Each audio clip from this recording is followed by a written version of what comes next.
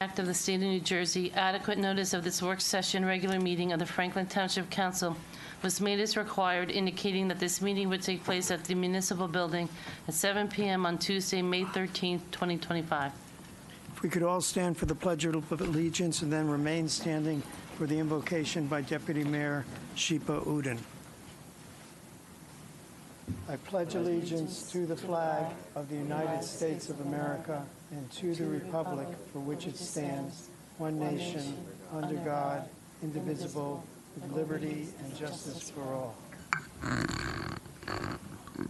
If there is to be peace in the world, there must be peace in the nations. If there is to be peace in the nations, there must be peace in the cities. If there is to be peace in the cities, there must be peace between neighbors. If there is to be peace between neighbors, there must be peace in the home.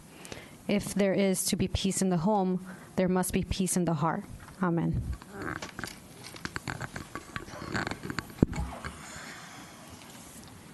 Please call the roll. Councilman Embarrasson? Here. Councilwoman Francois? Councilman Karazi? Here. Mayor Kramer? Here. Councilman Onijaka? Yeah. Councilmember Potosnik? Deputy Mayor Udine? Here. Councilman Vasanella? Here. Councilman Wright? Here. Councilman Potosnik is out of town saving the earth. That's his job. So I move that we make it an excused absence. Do we have a second? Second. All in favor, say aye. Aye. Opposed? Thank you. Well, commendations and proclamations. We have 6 of them. That's a record. It's a record as far as I know, that's for sure. So, council members, a target, I'm not going to limit you, but a target towards 3 minutes would be great. And the Faulkner Act does not require you to read every whereas. So, we will start with the Sierra Leone Independence 64th anniversary. Councilman Onijaka. Oh, okay. You don't have to read the whole thing. Yeah. Do you have anyone here to receive it? Yes. Okay.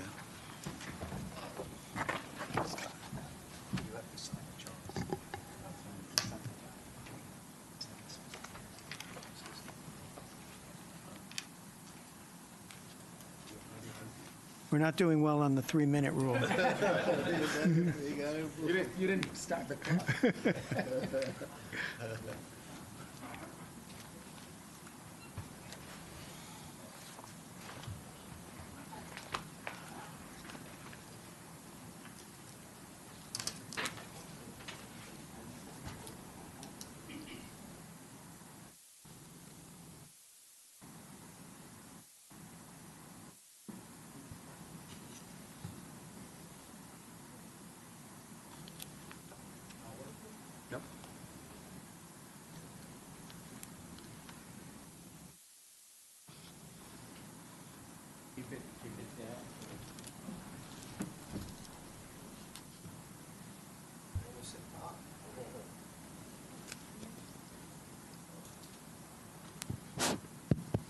Here we go. All right, I think that is working. Great. Thank you, Councilman Karazi.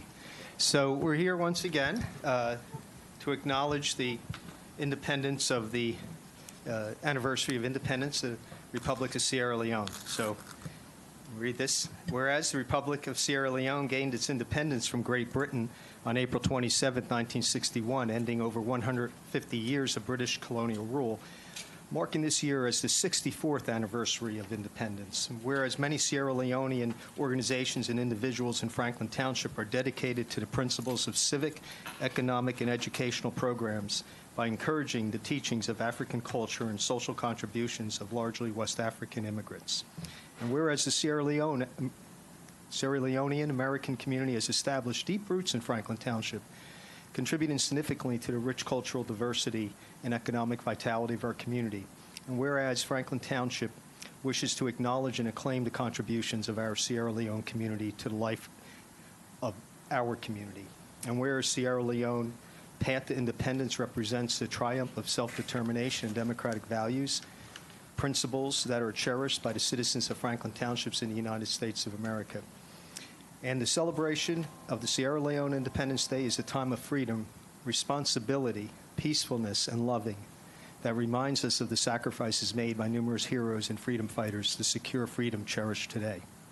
And therefore, Councilman Charles Onajaka to my left, and myself, and Mayor Phil Kramer, and the entire Township Council hereby proclaim April 27, 2025 as Sierra Leone Independence Day in Franklin Township, and encourage all residents to join in recognizing the cultural, social, and economic contributions of the Sierra Leone American community to our township, and participate in celebrations and activities commemorating this important occasion. Now, of course, this occasion happened a couple of weeks ago, and it was a little low-key this year, but for those who don't know, we have an incredible West African community here in Franklin Township, several countries, probably Sierra Leone being the largest as far as how many people have been here and for how long.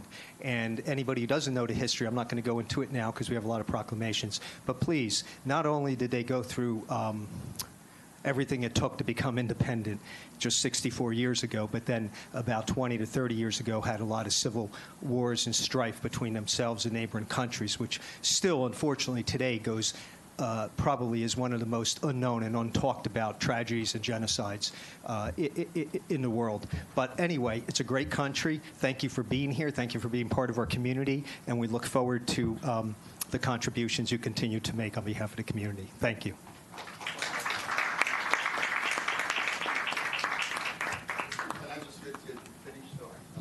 Yes, okay. Honoring the life and the legacy of Lamin Al-Azari. Whereas our community mourns the loss of Lamin Al-Azin, a distinguished community leader who served as chairman of the Sierra Leonean community of New Jersey with unwavering dedication and exemplary commitment. And whereas Lamin was instrumental in the recognition of April 27th as Sierra Leonean Day in Franklin Township, demonstrating his commitment to preserving culture, heritage, and fostering community connection. Whereas as Amen was known for his humility and inclusive and ensuring that planning committee under his leadership were diverse and represented organizations across the community.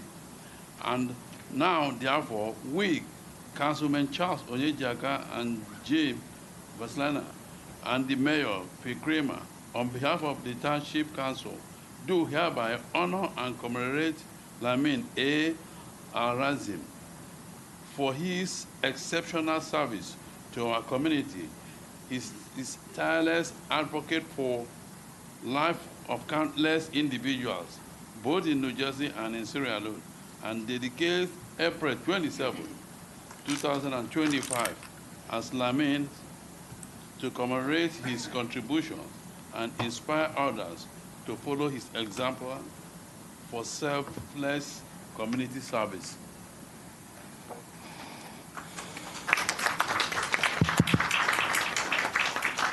Thank you very much. And I'm not going to belay the point, but first of all, I want to say thank you to Mayor Kramer and the dynamic councilmen and councilwomen here, and also the audience present here. As our councilman said, James Vasanella, we had been in this township forever. This is our second home. And over 14 years ago, we made our 50th anniversary. And it was wonderful. And we promised that come next year, our 65th anniversary will be a big bang and a blow for everyone to see. That will show how rooted we are in this township. With me, I have my elder brother and colleague, Mr. John Samba. He is one of our key men in the community. And also Charles Onojek, of course, is also a brother of mine. And we have a cross-section of people here. So since there are so many proclamations to be made, this has been a wonderful event for us because 27th of April, we had, through the dynamic work of the clerk, we had a proclamation, and we were in the field, raised the flag, and said the proclamations. Both proclamations for us, Sierra Leoneans, and for Mr. Lamin D. Al-Azim, who has been our lifelong chairman, now passed. So we're happy they recognize him for his work, and we will continue to serve this great township of Franklin and make sure that we all collaborate and do the best that this township should have. Thank you.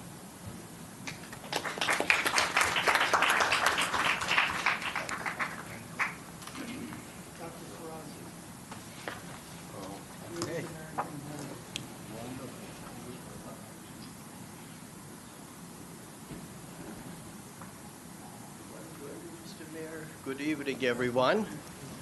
I am really honored here to invite a couple of my good friends, Rabbi and also Mr. Gary Rosenthal, who is the chairman of the Human Relations Commission, and Rabbi Garfinkel is the rabbi at Temple Bethel, and I'm sure you probably know by now which American group I'm going to be recognizing their heritage.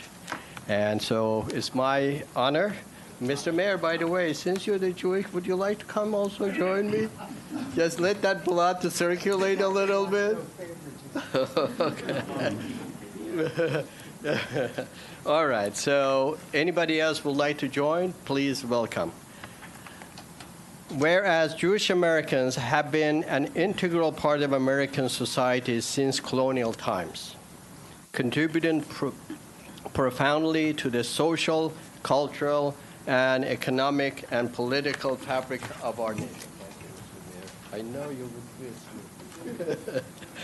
Whereas the Jewish community of Franklin Township has deep roots enriching our community through their achievements in business, science, medicine, law, education, philanthropy, and public service.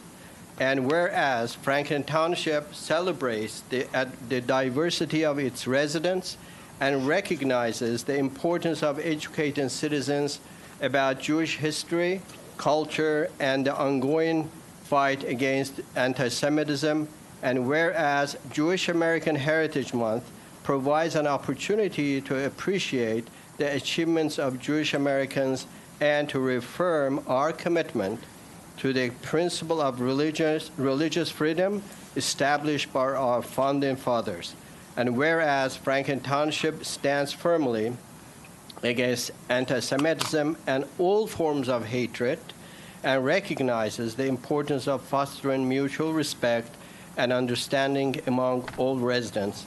And now, therefore, we, Alex Karazi, Councilman, and Philip Kramer, Mayor of the Township of Franklin, County of Somerset, State of New Jersey, do hereby proclaim May 2025 as Jewish American Heritage Month in Franklin Township and encourage all residents to participate to appreciate activities and programs that celebrate the heritage, culture, and contribution of Jewish Americans.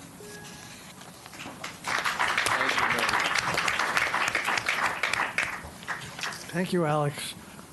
On behalf of the Jewish community of Franklin Township, and as the chairperson of the HRC, is with honor that I accept this proclamation and those words which you just expressed. I'm also pleased to present our local Jewish leader, Rabbi Garfinkel, to say a few words. I have nothing prepared, but that never stopped me before.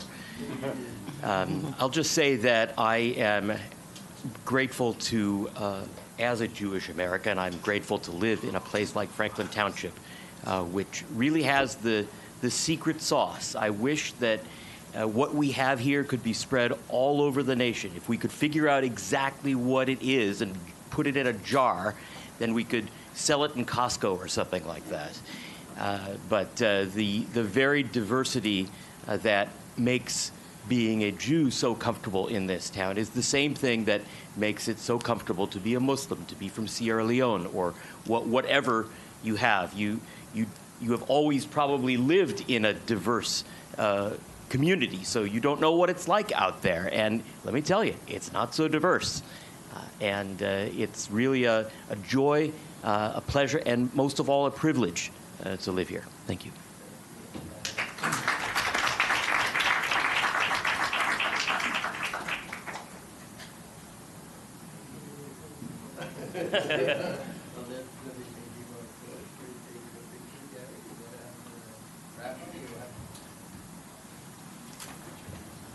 I left my phone in the car.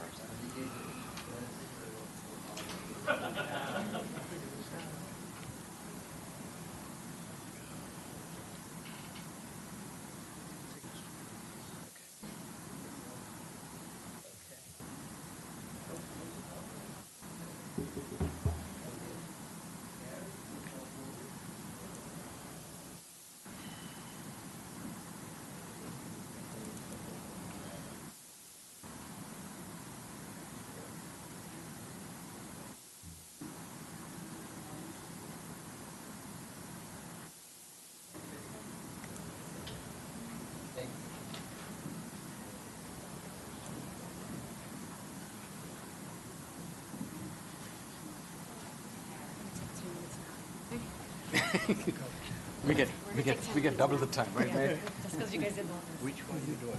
We're doing AAPI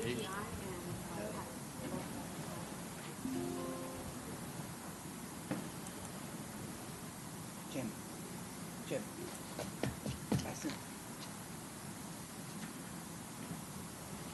All right. Good evening, everyone.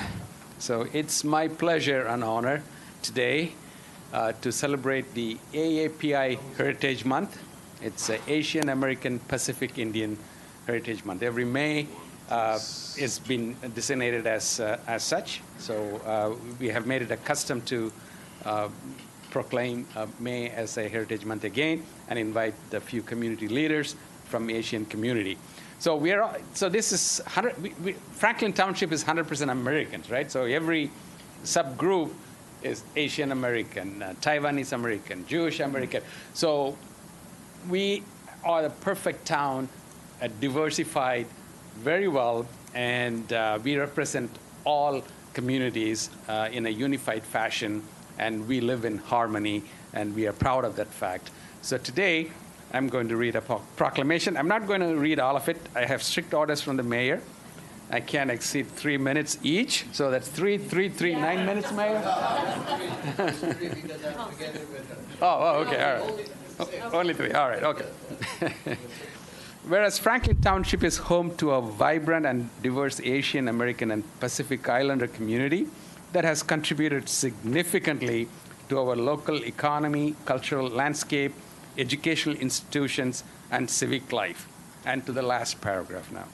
Now, therefore, we, Raman Barasanj, Deputy Mayor Shepa Udin, and Council Philip Kramer, Mayor of the Township, Franklin, County of Somerset, and the council members do hereby proclaim May 2025 as Asian American and Pacific Islander Heritage Month in Franklin Township, and encourage all residents to participate in programs, ceremonies, and activities that celebrate the heritage, culture, and contributions of Asian Americans and Pacific Islanders to our community and nation. Can I invite the community members to come up here? Yeah, you can as well. So, yes, come on in. So I also want to invite Ming and his family, and anyone else that would like to come and join to be part of this AAPI proclamation. So please feel free to join us. No, it's the same. So come on. Safi, you're the official photographer. Let's move back. Yes, let's move back.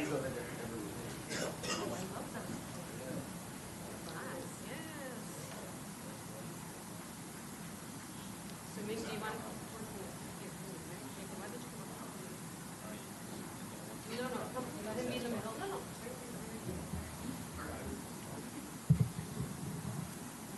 Thank you.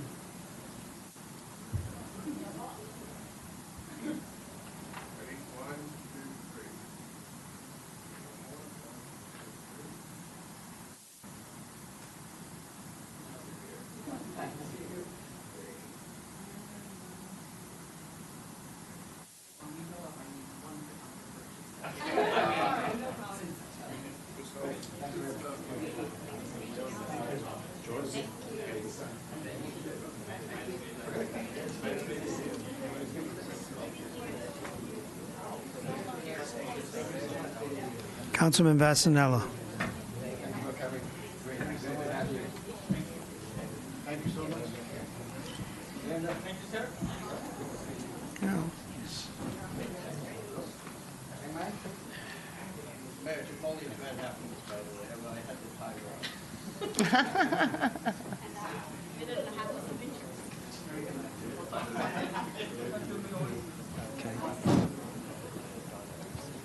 Well, anybody, whoever needs to. I know I'm. Okay. So, ironically, I'm going to say this proclamation kind of affects every culture, because I don't think there's any culture, or quite frankly, any person in this room, that to some degree hasn't struggled with some kind of mental health issue. And unfortunately, a lot of people struggle with ones that get serious, turn into crisis, and can become catastrophic. So, on a more serious note, I'm going to read this proclamation. It's actually pretty short considering the complexities of this issue. Anyway, whereas mental health is an essential part of overall health and affects one's physical health, relationships, and ability to thrive. And whereas 1 in 5 adults will experience a mental illness and 1 in 5 children, either currently or at some point in their life, will have or had a serious debilitating mental illness, according to the CDC. And whereas for too long the stigma associated with mental illness and substance use disorders have prevented residents from seeking the treatment they need. And whereas Franklin Township is a real leader in Somerset County to end stigma and to increase access to treatment services through the efforts of the Franklin Township Stigma-Free Council. Now, therefore, I, James Vasanella, along with my colleague, Councilman Alex Carrazzi, and Mayor Philip Kramer, do hereby proclaim the month of May to be Mental Health Awareness Month and urge everyone in our community to reduce stigma by signing the Franklin Township Stigma-Free Pledge and cultivating a stigma-free culture. We have a couple representatives here from, by all means, from the Stigma-Free Council. I recently became the liaison to what I believe is probably one of the most important groups. Technically, they call themselves council, so I don't want to say committee, but seriously, probably one of the most important, one that I and others probably wish was around a lot longer. But they've done a heck of a lot of work in the short time they have been around, and probably there's no other issue in my mind that is entwined in, like I said, every demographic and just about every culture. And since Franklin has so many, we want to be there in the same way to help in so many ways with anything to do with this issue. So I'm going to turn the mic over. I'm sorry, Councilman Carrazzi is going to say a couple words, and then if the chair or whoever from the Stigma-Free Council maybe could quickly tell people more about that, because I think it's still very much unknown in this town. Thank you. Thank you, Councilman. I just wanted to also introduce the chairman of Advisory Board of Health, Donna Lisi. And in the Advisory Board of Health, the mental health, we talk quite a bit about it and the ways that we can help the people and so forth. So we are really closely connected to the stigma-free group as well.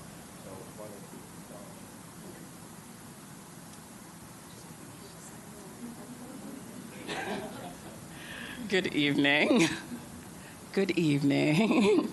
Just want to make sure you're out there. May is Mental Health Awareness Month, and I am saying this with joy in my heart because Franklin has fast become a place where we will not tolerate stigma, we will not tolerate judgment, we will not tolerate shame for those that are just seeking to be healthy. The pursuit of health and happiness are longtime concepts, so we are out here supporting those that are pursuing health and happiness.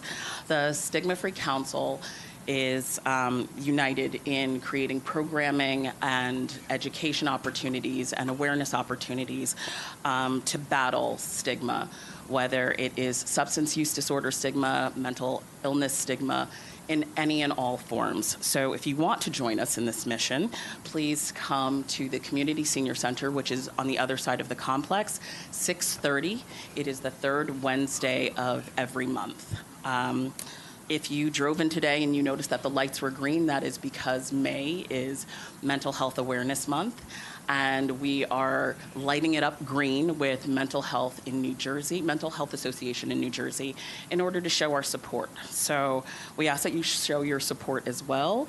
And if you would like to sign the pledge, we have the pledge on the computer right outside in the hallway. There are 2 computers where you can just sign your name.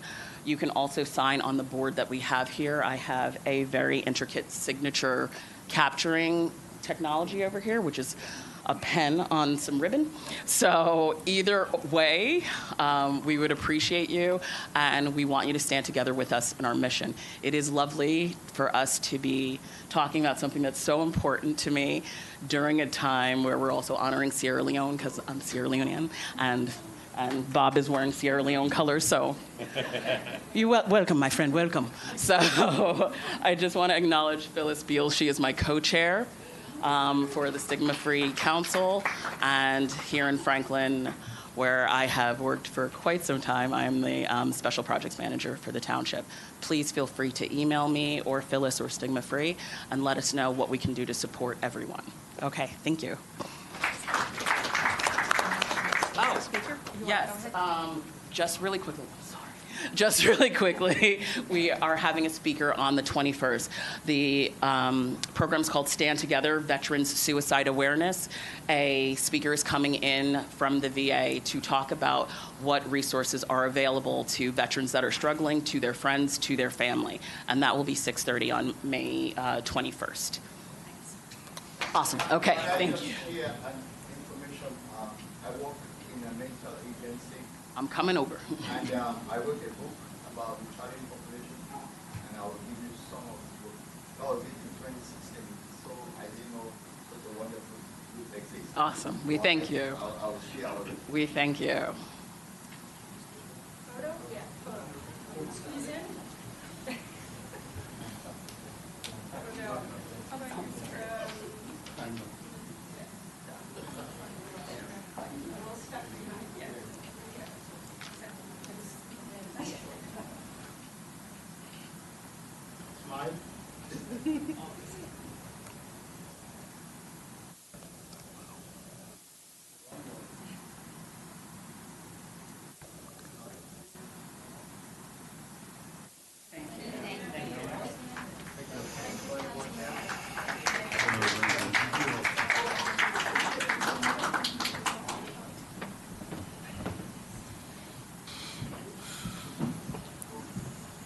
All right, we made it. Do I have a motion to open to the public session? So moved. Second. Moved and seconded. All in favor, say aye. Aye. Opposed, say nay. Motion is carried. We are open to the public. For each member of the public can speak about anything to do with government. You have 5 minutes. No yielding of time. May only come up once. Please state your name and address. Yeah, certainly. Late and first is right up there. Got to spin it around for you. Perfect timing. Perfect timing. Good evening, Mayor Kramer, council members, They can't hear you. Thank Timer. you. Let me begin again then. I just had a wonderful dinner at the Pink Pistachio. Whew, I highly recommend it. Whoever gave them their license, you did the Timer. right thing. Nobody knows about the Pink Pistachio? Anne Okay. Marie. It's hard to get in there, isn't it? Tell us who you are, where you live. I'm gonna get to that. And you know I'm waiting for Tallman the on Sam. Tallman, 57 Tallman, Shirley Tallman. And gosh, am I revved up here tonight, Mayor. I am so glad you're back.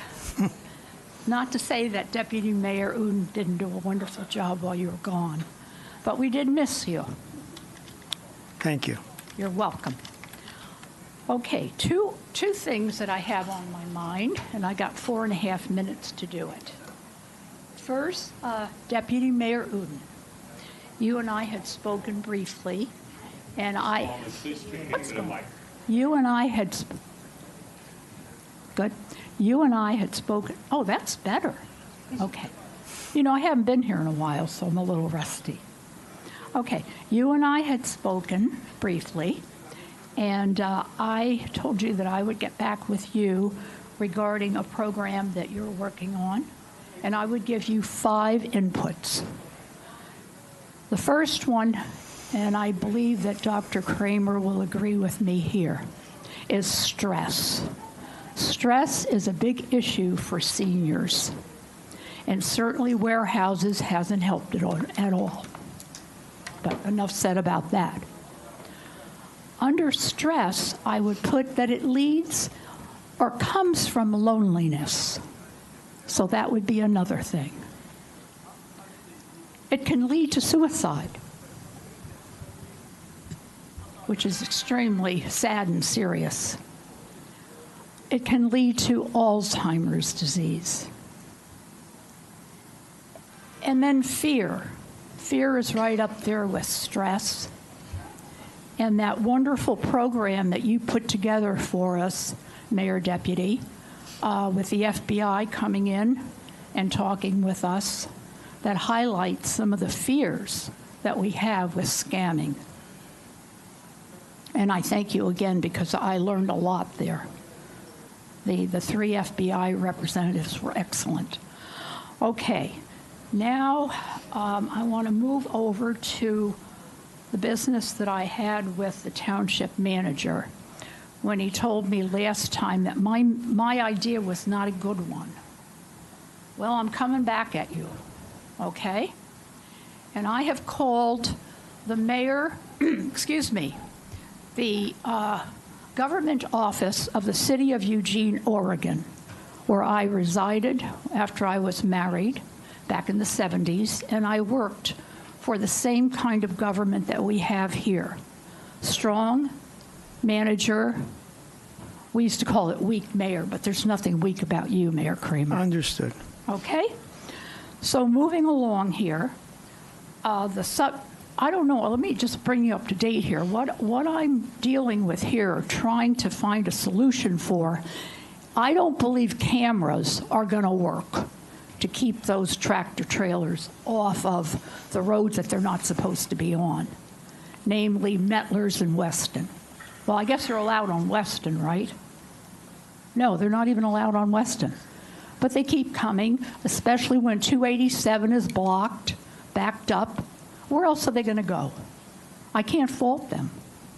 But we have to stop them because it's dangerous.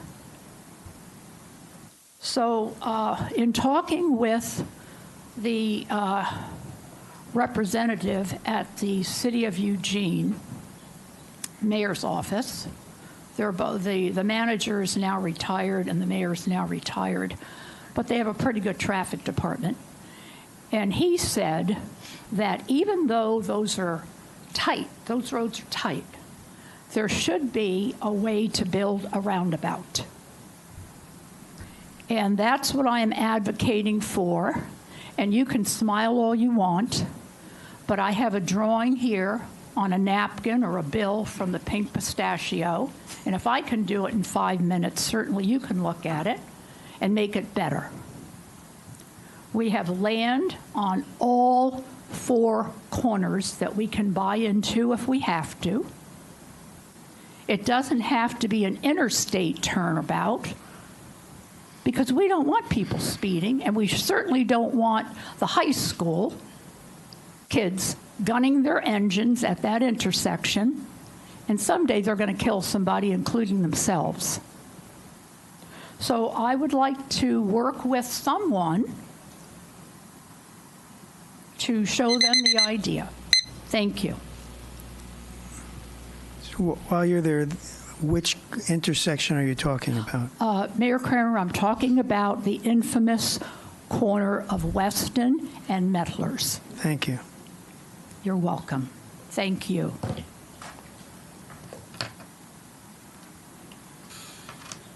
Anyone else wishing to speak?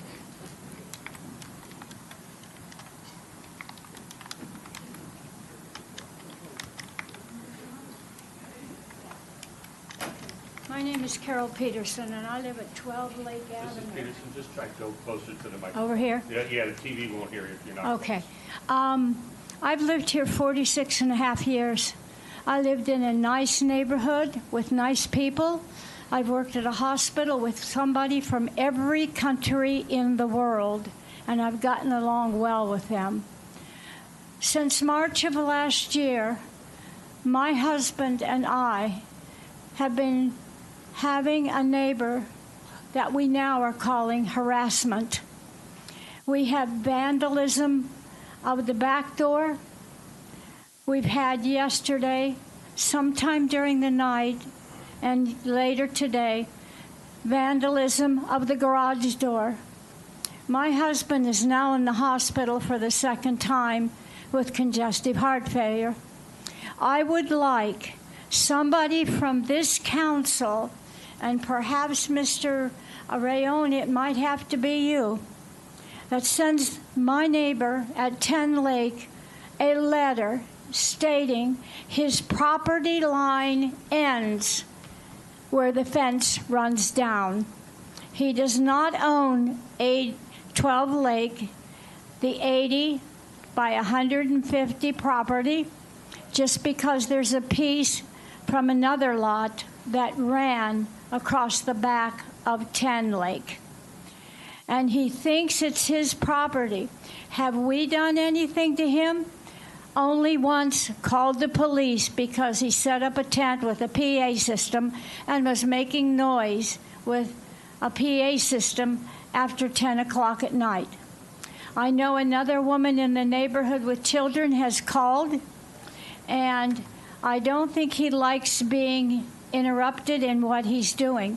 I now have a junk yellow car that leaks gas and oil sitting next to the fence. I've called and asked zoning to please have it removed. I do not want my property contaminated. We do not burn. We do not toss garbage on the ground. And we do not leak oil and gas as he has done down the storm drains. So if somebody could please send him a letter, tell him where his property ends, and send him a copy of the ordinances in Spanish so he knows exactly what they are. I would appreciate it because, as I said, we used to have a very nice neighborhood. We don't anymore. Thank you. Anyone else? Thank you. Good evening, respective council members. I am Prabhakar Jha. I live in 23 Princeton Highlands, and I am here to. Please close the. I am okay. Better now. So I'm here to know the status of the signal that is traffic signal that is requested at the Princeton Highlands and Route 27 intersection. I know that there has been a lot of progress and initial approval had been given. But it's been 2 years and 3 summers, I think, in between. So now with the summer coming and kids, at least teenagers, back in the community who will use even if we tell them to go from the other side, they just try to take the shortcut. And just because of the speed limit that is at the intersection, people just try to zoom in because it's 50 and even people don't, stay within 50. So it's quite dangerous. There have been accidents. I know that in Franklin Township, it may not have been captured, all of them, because some of the land is other side is South Brunswick Police Department. So total incidents that have been at the intersection is definitely substantial. And I know that there is a progress being made. I just wanted to request if there's any way we can expedite the overall process. I know there are multiple players in the picture. But thanks for supporting all along, and hopefully it will come very soon. That's about it. Thank you so much. Thank you. Anyone else?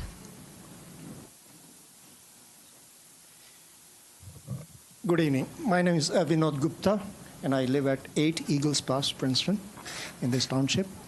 Mr. Mayor and the councilman, I would like to make 2 points.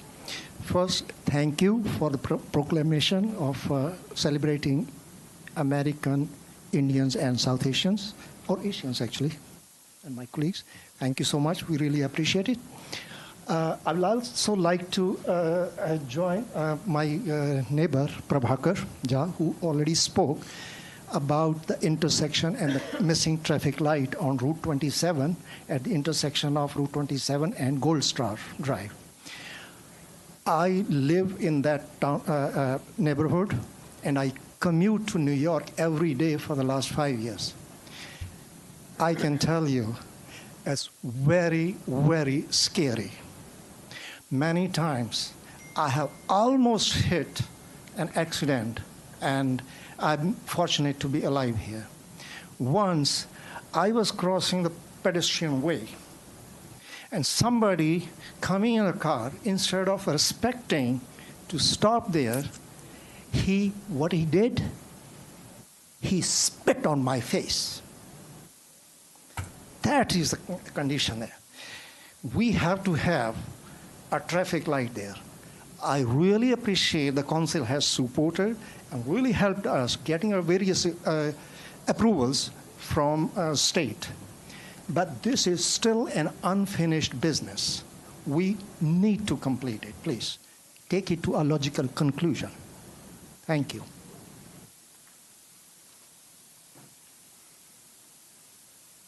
Hello, Mayor, Council. Doc Cunningham from Stout Court, Somerset. Mayor, welcome back from your international trip. I understand we missed you last time. Good to see you back here. Normally when I visit the council meetings, I'm trying to give an update on what we're doing in civics. And much of the time, I try to keep it light and easy.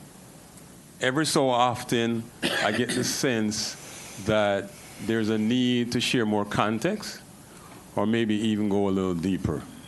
Sean, Heben and I were having our normal strategy discussions recently, and we were thinking about and discussing some of the things we anticipate doing over the next 100 years.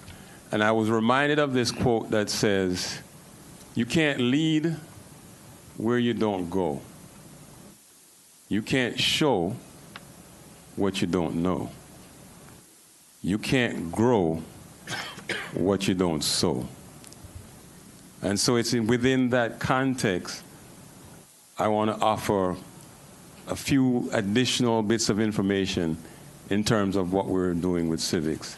Many of you, I'm sure, have seen and heard the frustrations outpouring at town halls all across the country. Folks are, as what one person once said back in the day, sick and tired of being sick and tired. And I think part of the challenge we have as public officials, you guys, as regular citizens like myself, is to fully hear and appreciate what these concerns are. And I'm going to give a quick example. I like to connect the dots, as you know, between history, civics, and culture.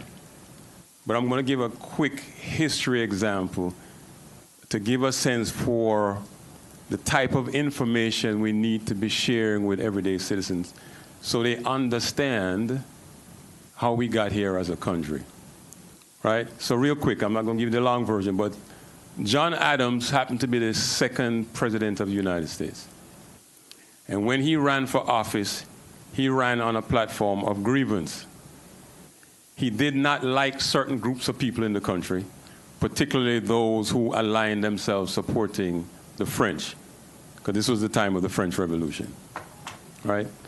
He also did not like certain media in terms of how they described and responded to what he was doing. So John Adams, as the second president, was the one that signed into law the Alien and Sedition Act.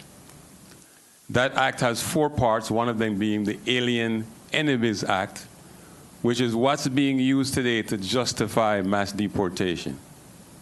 All right? So let's hold that thought. So that's John Adams, ran on a platform of grievance. Fast forward a few decades, and let's talk about Andrew Jackson, who ran on a platform of hate. He was the one who was instrumental in signing the Indian Removal Act, which was responsible for forced relocation of Native Americans.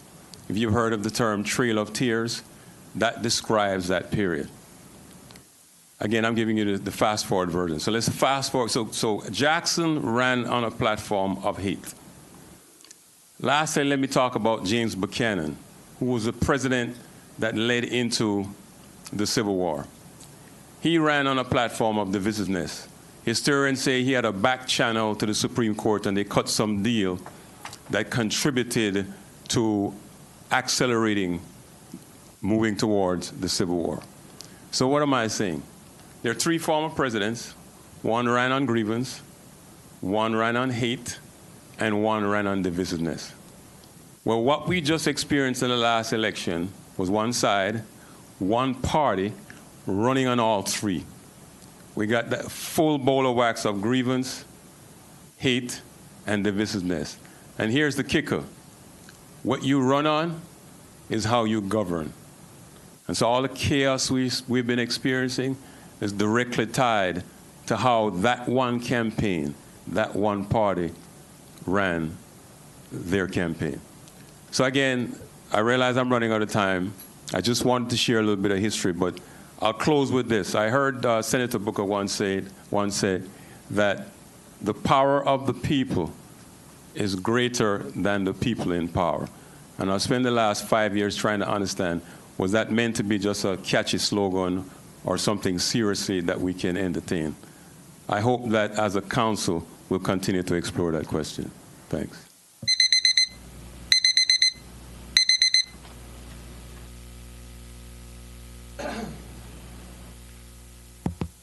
Bill Connell, 25 Spring Street. Hi, everybody.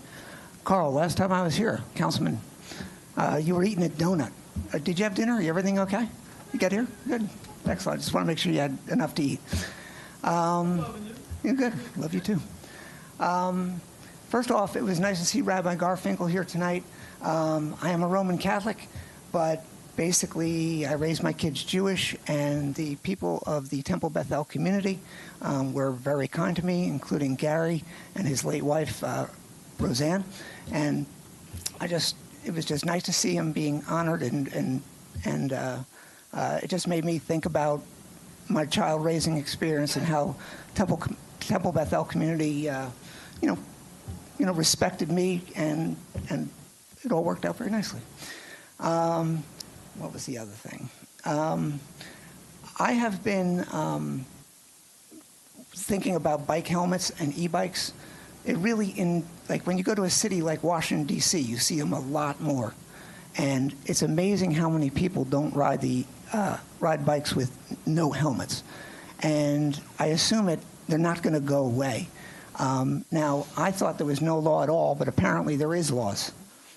Okay, but I don't know either. I guess when you get these things, you should know, but it doesn't seem like it's messaged at all that people treat them like regular bicycles and not.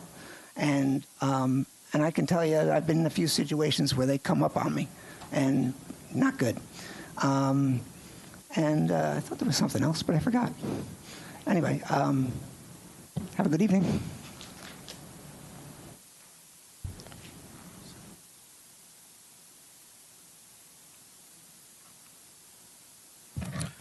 Benjamin Guy, 35 Pat Drive.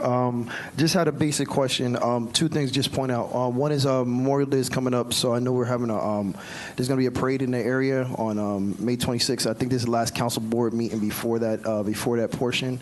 So I just want to bring that up and see whether or not somebody's going to talk about the parade or anything else that's here. Just inform the public about that. That was one thing. The second portion is there was 2 things that would happen from the last time we had this meeting. One is Councilman Ram and also Carl had a affordable housing portion. I just wanted to see whether or not they was going to give a summary report from their council comments about that, pretty much, because I guess based on attendance and just public opinion about certain things that are going on, because I know the town's trying to restrict the number of units that we're trying to build based on zoning requirements and everything else, but I think that public session sort of showed you that there is a growing need base in this area, and because of how the county actually manages it, and Ms. Clark actually stated it in the meeting herself before she left, is that we've grown where we need additional assistance in that specific area. And the reason why I'm bringing that up is because we did the needs assessment that was done from the State Department, and the reason why they're putting that number there is because I think based on the growing need that is in this region, that I know Franklin Township might have done a good job in the past, and we try to applaud the people that have done it in the past. I think there is a basic better needs assessment that we actually probably need to actually look at and how we're going to grow over the next 10 years. The reason why is because in that last meeting that was there, I guess, and I'm not sure, you guys can clarify this when you talk all together. I think we only thought it was going to be a small number of people that was going to actually come to that meeting. It probably tripled what you actually expected during that period of time frame. And the reason why is because there's different needs that are actually unmet at this specific time frame, whether or not it's workforce housing, whether or not it's nursing housing, whether or not it's just affordable housing periods that are there. And right now, currently, as a town, I don't think we really assess that on a separate agenda. And because the lady, Ms. Clark, she only handles and manages with certain developers that are here based on her own statements, is that we look at and we don't look at the wards and we don't plan out accordingly based on our planning portion to actually do what we really need to do. So this is something I think that we really need to undertake and look at as a separate portion altogether. So that was one thing. The second thing is I brought this point up before, and I know we have to separate out the conversations. I know we're spending the opioid money, and we put the opioid money to just put back towards taxes. But I asked this question because it was raised at one of the gentlemen. He was kind of heated at the last thing about the cannabis portion. The cannabis portion, I think, me personally, and I don't know what you guys can do, is that I think this needs to be set up as a separate thing because it's just like it's a growing tax base that's going to be here, you know, beyond this board and everything else that's going and starting. I think from a county, based on how we roll this out, this should be looked at as a subset to actually be looked at in a discussion in a separate board at all, because how it was handled with this township council altogether.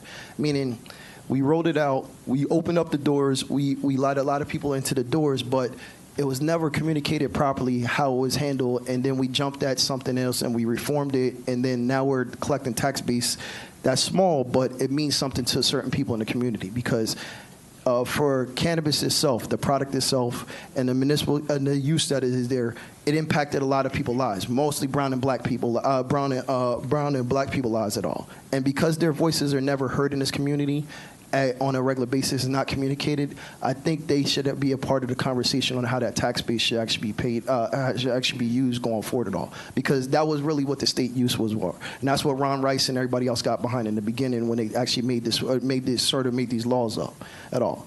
And I don't think that is really being communicated and it's just be pushed under the rug, and that's why you're getting a pushback from certain people in this community at all. So these are just my general points. And again, I just want to make sure that you're communicating this right, because the people that's impacting, you're making decisions for, but you're not really communicating very well to them about, you know, saying about what can be done for them all together.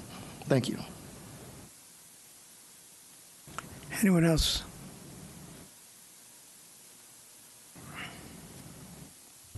Javon Walker, 15 Coon Street. Can you hear me? Yep. Perfectly. I'd like to say I'm very impressed by the proclamations that you had today with Sierra Leone, the AAPI. I'd like to give a personal testimony of my own travel stories along with the reason why I'm here. Is my first travel experiences outside was as a study abroad student from Rutgers, and I went to the Czech Republic to study Jewish studies in Central Europe.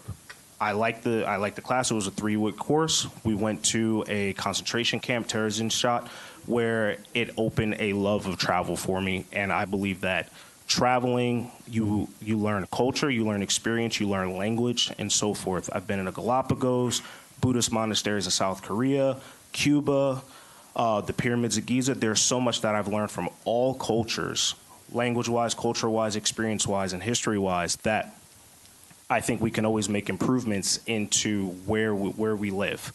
And myself as the 4th Ward Township Council candidate, I'm trying to at least improve Franklin Township from a standpoint that one day I can replace Councilman Wright or whomever on this council and try to improve Franklin Township to a level that everyone can be further proud of this township.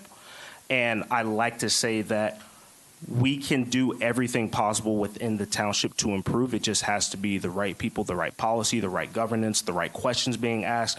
I think that there are so many improvements that we can have in Franklin Township, and I'd just like to announce myself as a candidate. If it's possible, I'd like to ask if Councilman Wright will be okay to having a further discussion in the next couple weeks before the end of the primary debate. Maybe I can get an answer for that, but As for right now, I'd like to just announce myself, also say thank you for the proclamations. It's awesome. And that's about it. Anyone else wishing to speak? Mayor, seeing no one come forward, I'll motion to close the public portion. So moved. Second. Moved and seconded. All in favor say aye. Aye. Opposed say nay. Motion is carried. Public portion is closed. It's time for us to answer the questions. Mrs. Tallman, the purpose of the cameras is, and some people have suggested that we give tickets using the cameras. We can't do that. The state of New Jersey has prohibited the use of cameras for identifying cars, making traffic violations and reading the license plate and issuing fines or tickets that way.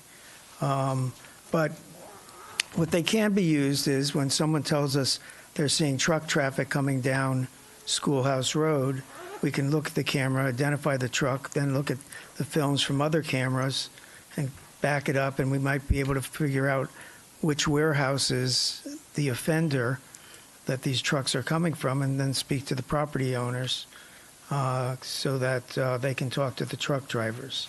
That's one way. Perhaps Mr. Vornlocker will have some other ways we can use them. As to the roundabout at Weston and Metlers, I'll let Mr. Vornlocker handle that since he's got so much experience with traffic. I'll leave it to Mr. Vornlocker to look into Ms. Peterson's issues as appropriate. Princeton Highlands intersection, I've been in discussion with Mr. Vornlocker about that. I'm going to cover call the head of the HOA tomorrow to discuss where we are with that. Doc Cunningham, I too have never been able to forgive John Adams for the Alien and Sedition Act. It's the main thing I hold against him. I can't get beyond it. Mr. Connell, actually, Mr. Vassanello, you responded to Mr. Connell's email. Do you want to comment on it? All I'll say is I believe that Trenton should revisit the issue, and I believe that education, in response to what he said, probably is the one place that we can do better. I think we do some, but I think we can look at that as an opportunity to educate young people, especially, I think was your concern, but everybody with bicycle safety. Obviously, council doesn't direct the police department, but perhaps they can, our director, who's wonderful at dealing with current issues, especially at this time of year, I'm hoping maybe could provide for us at public safety meeting any of her ideas or possible initiatives to counter that. But that is a serious issue, and I thank Mr. Connell for bringing it about, but most of it does lie in the state's hands. Thank you. I'll address some of that as well. Okay. The last sentence that you just said. Okay, well, when you... So I can jump in on that. So Bill, I received your email as well. Under the motor vehicle code specifically, and I'll give it to you. I can email it to you as well. Under 394-197, the motor vehicle code specifically disallows municipalities from enacting ordinances that would supersede Chapter 4, which is the chapter under which helmet laws exist by ordinance. So this council doesn't have the legal authority to adopt an ordinance that would exceed what the state of New Jersey requires under Title 39. So it's one of the things where they don't have the power to do that.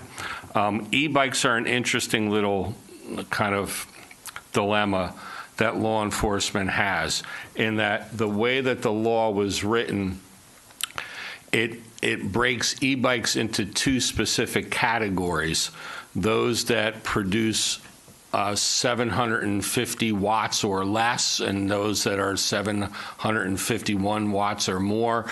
It talks a little bit about the CCs of an engine. That's where you get into the old moped laws. Mopeds require helmets. Bicycles don't for those over the age of 17. So it's kind of a I don't want to say it's a gray area, but it's a difficult area for enforcement, because when you see an e-bike, without stopping it, you can't tell how powerful it is, and you can't stop it without probable cause, right? So, it's a motor vehicle violation like any other motor vehicle violation. So unless you have some cause to investigate that bicycle or that e-bike, you don't have the right to stop it. So it kind of puts the police officer in a difficult position. But not that I'm defending my former profession, but I'm defending my former profession. It's a little bit difficult. It's a little bit of a catch-22. Catch-22, absolutely. So that's Bill, and then I can go back to the beginning here. Roundabouts. So, Ms. Tallman, it's an interesting idea. Unfortunately, I don't know that it would particularly work at that location, and here's why. According to the Federal Highway Administration, the design criteria for a roundabout requires the installation of what I would call mountable curb. You know what mountable curb is? It means that a truck can drive up and over it. In particular, in that location, it would be necessary for fire departments. So if you have a fire company that's right on Amwell Road that would respond to Canal Walk, for instance. That fire truck would need to be able to get through there as well. A wheelbase 50 truck would have to be able to get through that intersection. There's also a business on Metlers Road that would also need access. So it would require mountable curb, and if you go, there's a roundabout in Bound Brook, right when you cross over the Queens Bridge into Bound Brook, look at the curbing on that roundabout. It's so that a truck can go up and over the curb because of the long wheelbase requirements of the turn. So it's not a be-all, end-all solution here. Not to mention that one of the corners is county open space, so we wouldn't be able to use that corner for land. So there's a lot of things that would have to be looked at. If you want to suggest it, I would say you suggest it to the Township Engineering Department.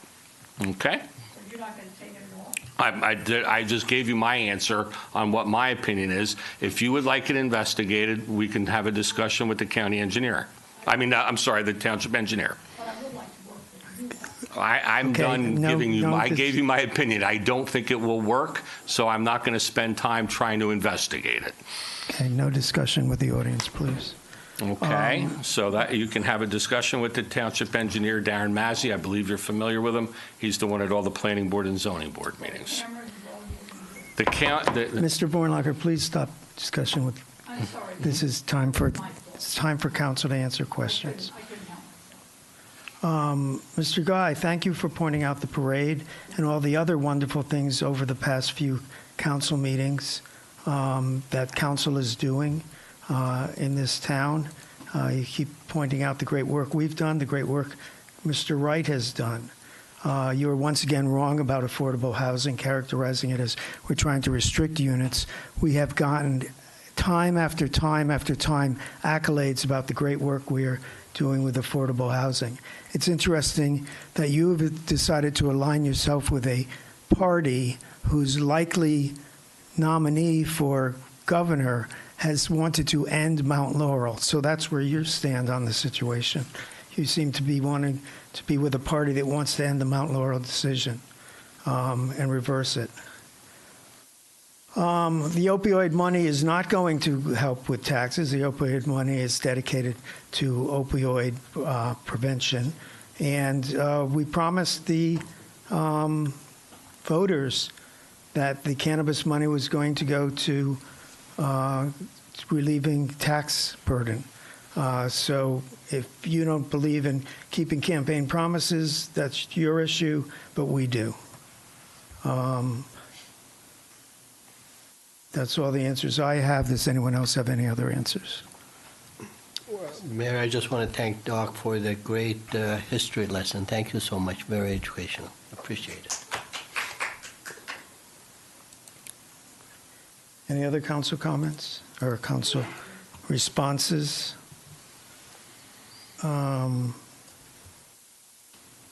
Okay. We are now on to council comments. Mr. Wright.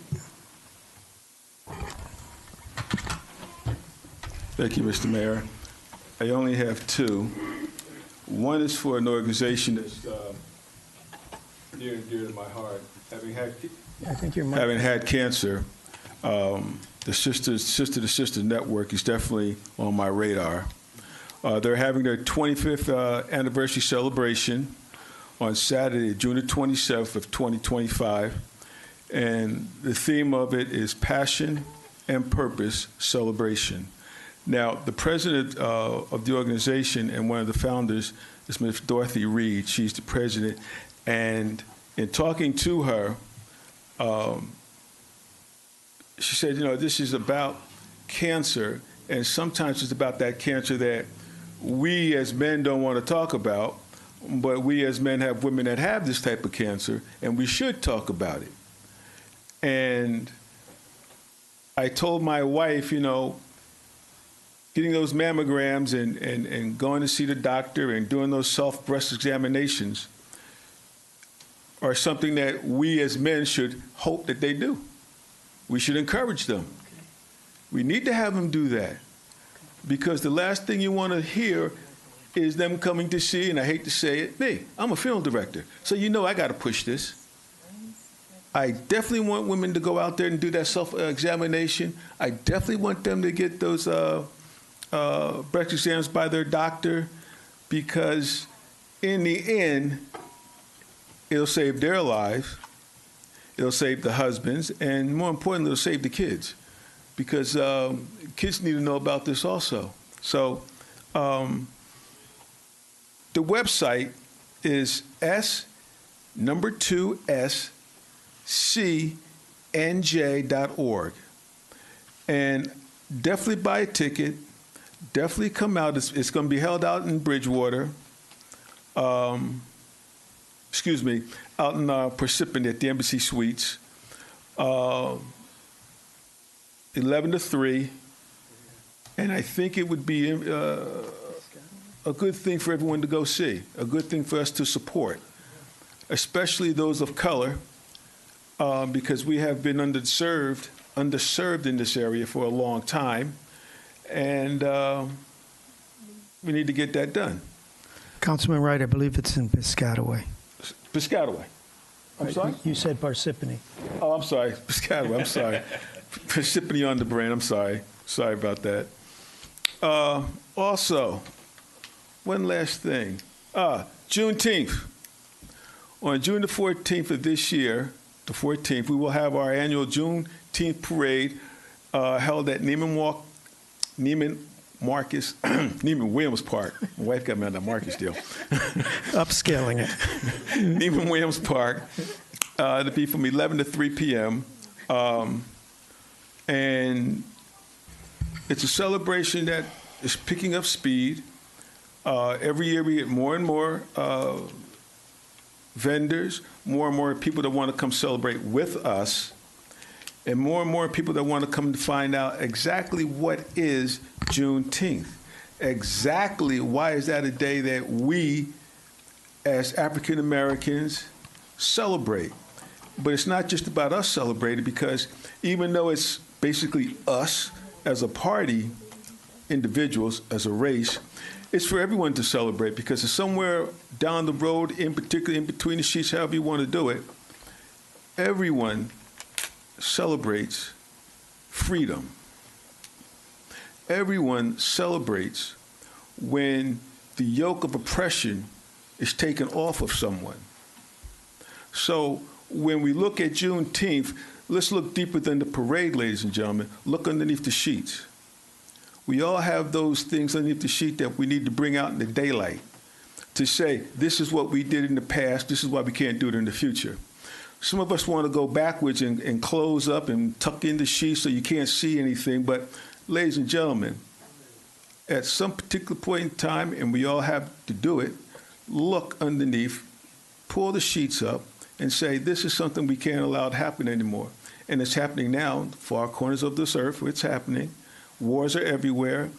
Genocide is happening. Slavery is happening. So I guess what I'm trying to say is, look, come out for our Juneteenth celebration, but come out with your own celebration because you too have been oppressed. That's it, Mr. Mayor. Thank you. Thank you, Mr. Wright. Let's see. Councilman Vassanello. Thank you, Mayor. Thank you for those comments, Councilman Wright. Just three quick updates. One having to do with affordable housing, actually. Central Jersey Housing Resource Center, which I'm a longtime board member of, had its annual fundraiser brunch. Long story short, it was very informative. They had a panel structure this time, as opposed to just having a keynote speaker, and our own planner in town, Mark Healy, who's leading our one of our leaders in this affordable housing round for Franklin. He was one of the panel members, and our own director freeholder, Chanel Robinson, was a moderator. Anyway, the bottom line is, I thought I knew a lot, and I do, but I learned that day there was more stuff. This is a very different, as our attorney has pointed out, different way of their doing it and than the past, and also allows for, I think, a better outcome. Bottom line, though, is if I could for a moment pat us on the back, and I mean collectively Franklin. Franklin still, honestly, is looked at as a prime example of how to do affordable housing, and I'm not going to bore you with all those details, but I'm proud of that. And is it perfect? No, but it's, how do I put this, probably one of the best, literally, in the state as far as how we've handled it collectively over the last several decades, and especially recently. So, moving on real quick, something wasn't mine. Eastern Avenue study. There was one a Zoom, whatever you want to call it, Zoom, a virtual presentation by the study team, and anybody who lives in this township that is familiar with, uses, or knows of Eastern Avenue, please take a look at the program. There's a 30-day window, and I say the program, it was a presentation that went into details from lowering the speed limit to discontinuing left-hand turns to reworking intersections to putting boulevard-like dividers and sidewalks. There's just so much stuff. The project's not happening for 5 or 6 years as far as construction, but this is a 30-day period for the public to chime in. And I could tell you, because some of those ideas that they cultivated and tweaked out were direct results of our study team, our township staff, myself, and other officials, and the public. They take what you have to say serious because they know you use it every day. Some people have been using it for decades. Please go online. My understanding is there's a link on our website. There's a 30-day review period. We're already about a week into it. So please, it will be literally a once-in-a-half-century rework. The last time anything this significant was done for the Eastern Avenue corridor was the 1970s. Please take a look at it and voice your opinion. They will listen. I can't swear that they'll take your, do exactly what you're asking, but it will be part of the official record and considered. The last thing I'm going to mention is just a quick follow-up. Question as the manager was talking about the electric vehicles.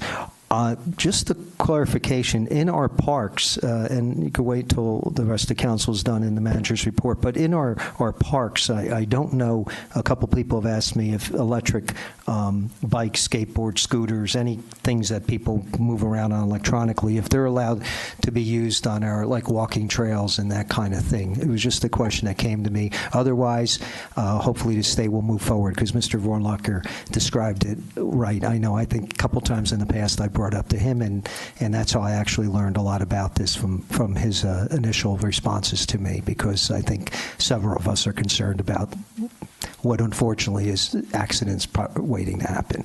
Thank you, Mayor, and hope to see everybody at the Memorial Day parade. Thank you, Councilwoman Francois. Sorry. Oops. He's died. Look at that.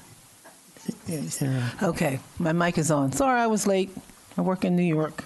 Anytime it rains, the traffic backs up no matter what. People don't know how to drive, and it's crazy. I only have two things to say, Mr. Mayor. We're talking about organizations and celebrations. The New Jersey Orders is celebrating its 40th anniversary this Saturday, and the New Jersey Orders started right here in Franklin Township. So if anybody has been around for a long time, you should remember Mr. Hunter, James Hunter. He was the original founder. My fraternity brother. Yes, go ahead. Talk him up. Yes. I'm hoping I'll see him there. But I just wanted to mention that the New Jersey Orders is an organization that's been around. It started in Franklin Township. It's homegrown, but it's established all over the state of New Jersey and other states, by the way. And they teach our young people how to speak. And it's had many, many impacts on many, many youth throughout the years. So everybody got an invitation. Hopefully some of you will be there. And then the other thing I wanted to say is I'm doing a plug here. I want to thank the Franklin Township Chamber of Commerce for giving me a public service award last Wednesday. And some of my council colleagues were there, the mayor, Councilman Ram Amberson, Councilwoman Udine, and Councilman Wright and his wife. I think Councilman Charles forgot about it because you bought 2 tickets. I bought 2 tickets. But you didn't show up. Yeah. So he was still supporting me in spirit and in truth. It was a beautiful, beautiful event, very well done, and I'm very honored and humbled by what happened that evening. It was a very nice event. And I want to thank the Chamber for acknowledging the work that I've done over the years. Thank you, Mr. Mayor. It was well deserved. Thank you. Councilman Embarrasson. Thank you, Mr. Mayor. When I grow up, I want to be like you, Councilor. Congratulations on your work and continued service to the community. 2 more years. Anyway, I just want to point out another traffic study on Hamilton Street that the county undertook, and there was a presentation some time ago, and they identified one of the intersections at Hamilton Street and Home Street as the most dangerous because of the number of accidents that were happening there. Anyway, I brought that message back to our township manager, and he commissioned our engineer to go there and scope what the issue was. And I think he came back with some recommendations, and we have since then approached the county. Their study and the future action is going to be about 5-6 years down the road, just like the Eastern traffic study, but we can't wait for the intersection to be left as dangerous as it has been. So I brought that up to the county officials, and I think the county engineers are now talking to our engineer.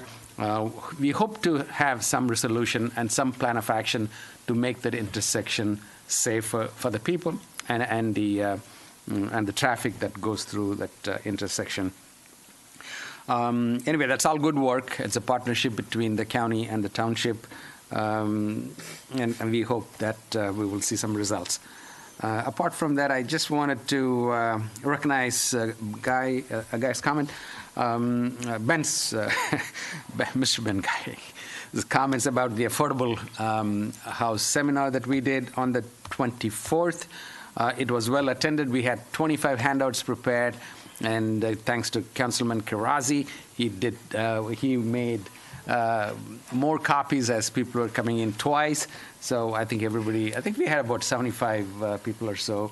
Thank you, Councilman, for the support, timely support.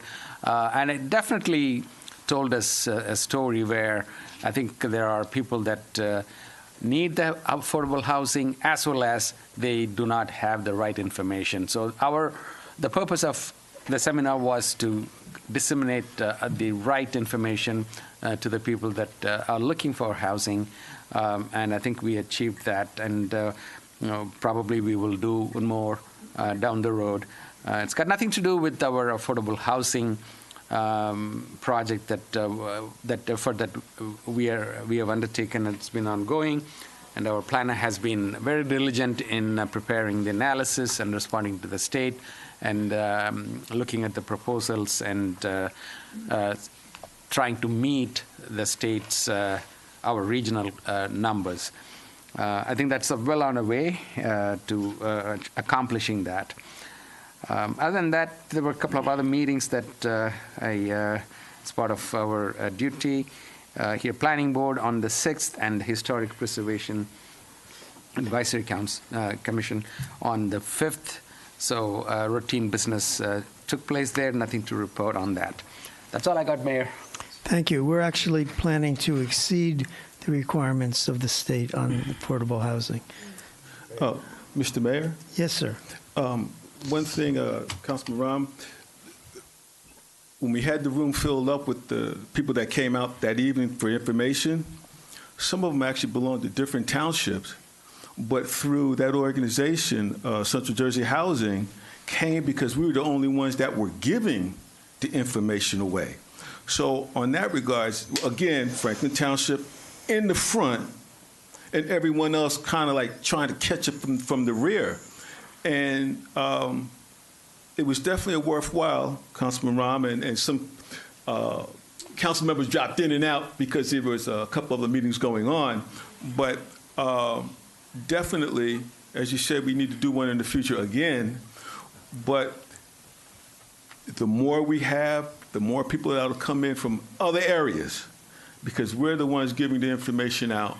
We're the ones moving forward, and that I think we should commend ourselves for, because we're looking out for our people first and then bringing everybody else in the mix. That's a very good point, Councilman Wright.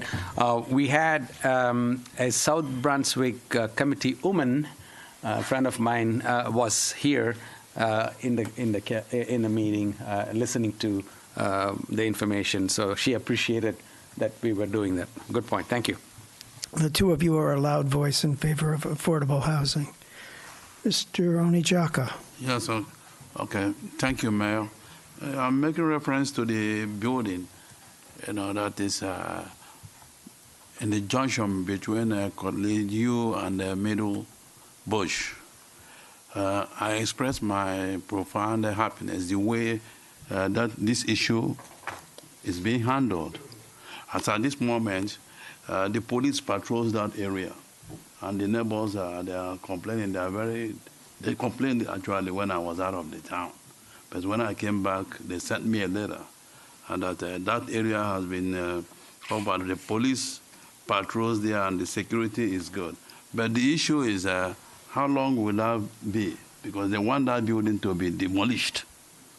So it's a security risk to that area and Ward 3 too.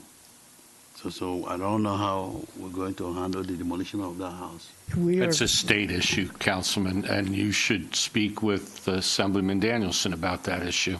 Okay. We are plagued with a number of abandoned homes owned by the state for when they took over that area for the reservoir, which never happened. There's a number of abandoned homes I would like them to tear down. Okay. Thank you, Mayor. Thank you. That's what I have. Dr. Karazi. Thank you so much, Mayor. Good evening, everyone, again. There are a couple of other observations that takes place in New Jersey. And actually, the first one is that New Jersey officially observes Older Americans Month every May. And as part of its commitment to honoring its older residents and recognizing that Franklin is home to many seniors, I would like to take the opportunity to recognize their contribution to our community and wish them all a long, healthy, and stress-free life. And as the council liaison, by the way, for the Senior Citizens Committee, I encourage all the seniors to participate in their various activities that they have every month. And it's a great group of people. They have all kinds of programs during the month. It happens in the senior center, so please spread the word. Let our seniors come and enjoy the activities. The other one is the May 21st, which in 2002, UN established World Cultural Diversity Dialogue and Development Day. And the purpose of the day is to promote cultural diversity as an essential condition for sustainable development, encourage dialogue among cultures to achieve peace and mutual understanding, raise awareness of the richness of the world cultures and the importance of preserving cultural heritage, and combat stereotypes and intolerance by fostering respect for differences. Believe it or not, there are 3,800 different cultures around the world. So we can enjoy and learning about them as one. So this past Saturday, in our township library, a nonprofit organization, TNI American, organized a wonderful event. And what impressed me was the participation by the many young school students, grade 3 all the way to high school, and they had prepared amazing essays, and they were reading it, and hopefully next time that we have the council meeting, at least one of them will come and read some for us. And after listening to their essay, to these students, and I really felt that the future of Franklin Township even is brighter, Mr. Mayor. So it's really wonderful to hear them. And tomorrow we have the Trail Committee meeting. It's going to be a Zoom meeting starting at 7 o'clock. Please, if you have time, join that Zoom meeting, and you'll be amazed what a beautiful trails we have in our township. And hopefully with the nice weather coming up, you will have the opportunity to walk in our trails and enjoy it. Thank you, Mr. Mayor. Thank you. Deputy Mayor Udine. Thank you, Mayor. I do have quite a bit of updates. It's been very busy for me in the last 2 weeks.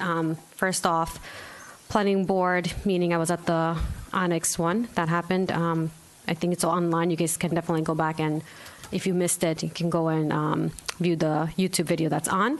Interesting communication that was passed around. So will be more coming from there. Fire prevention was this week, and no other information besides we're just looking at there's a gala that's going to happen next month, so more to come from there. Easton Ave quarter study, I was on that meeting as well. More information around www.eastonave.com. Yep, that's the website. Ward 2, there's a cutoff between 4 and 2, so a lot of the residents utilize Easton Ave. There's a lot of traffic that happens there, so I'm concerned with some of the updates, and I think a lot was discussed in that meeting with voicing from residents on their feedback, which, interesting, like I said, it's back to some of the common themes that we have on traffic, which is something I'm interested to see how Easton Ave, the county engineers and the team comes back with some of the feedback. Fraud and scam awareness seminar was held at Canal Walk. We had over 120 residents that showed up for that event. So it just tells us that there's a much needed awareness and seminar. I think back to what Mr. Wright said around transparency, and this governing body has been very transparent with a lot of things that have been coming to our needs, and speaking to some of the residents and hearing from them on, things that they're getting scammed at day in, day out, text messaging. One of the things that are the FBI that was present, as well as our local Lieutenant Price, FTPD, mentioned that if you're not aware, you can always bring it up to them, and that way you can understand whether it's a scam or not. I mean, scammers are getting very smart these days with links, and some of the common themes that they're using is Amazon, right? So you click on it, and then your entire phone gets taken, hacked. So just be careful. The other things that they mentioned was some of the elderly folks are getting calls from like SSI. They won't call you, right? So if you're concerned with something like that, you can always call them and verify. So that way there are some preventions that you can take. If you're still concerned, feel free to reach out to our FTPD on the non-emergency number, and they will guide you to make sure that you're not getting scammed. It's funny because one of the younger cops mentioned that they thought that they were getting scammed because they kept getting alerts from their bank by using a third-party vendor, but it was truly their bank asking them for information. So as they were trying to ignore the calls, they actually made a phone call. He made a phone call to his bank just to verify, and it was truly the bank trying to reach out.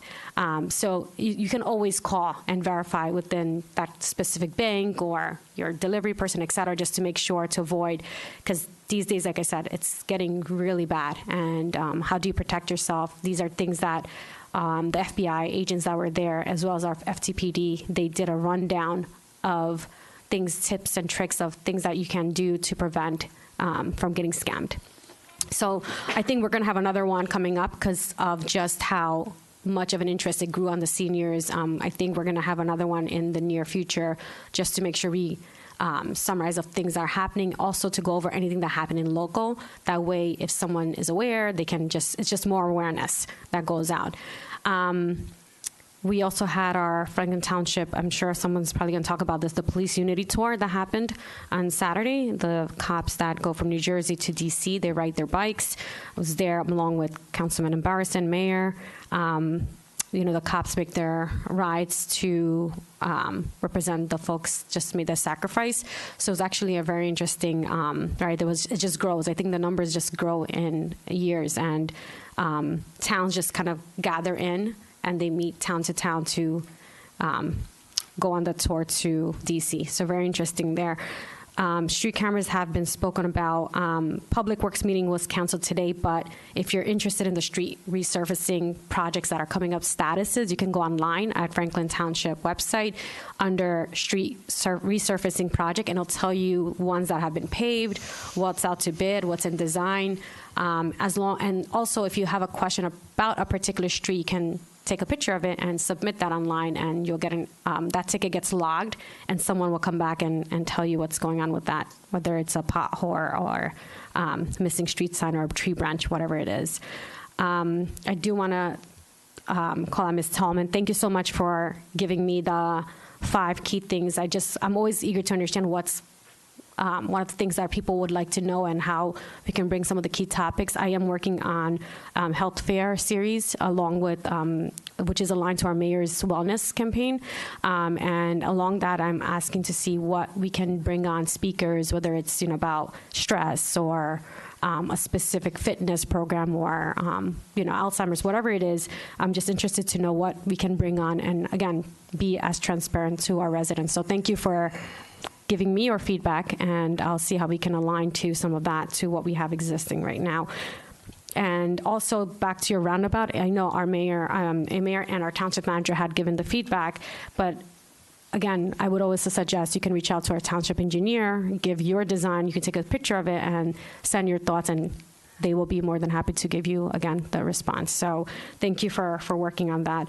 I do want to mention, before I want to say there is I know Ed Potasnik wasn't here, Councilman Ed, but there's a Franklin Pride. He wanted to give a shout out to Saturday, January 7th, happening at the gazebo from 12 to 3 p.m. So I'm sure he's going to bring it up more and more, but June 7th, this is happening, and this is hosted by Councilmember Ed Potasnik, Mayor Phil Kramer, and the Franklin Township community. So it's going to be a very interesting and fun event, and I encourage everyone to join the Franklin Pride. The last thing that I do want to mention is I have been in touch with the Hillsborough council member, and I know last time we spoke about the ordinance on warehouses and specs and all that. Mr. Ranon, if you can just repeat what we stated last time, just because I know people are reaching out about the Hillsborough warehouse ordinance. The Hillsborough ordinance is not different in any respect from the Township of Franklin's ordinance, because it requires people to identify when they file a site plan application the use for the property. Now, identifying the use for the property and identifying the exact tenant and prohibiting spec warehouses are two completely different things. You obviously have to identify the use because you have to identify whether or not it's a use that's permitted within the zone in question.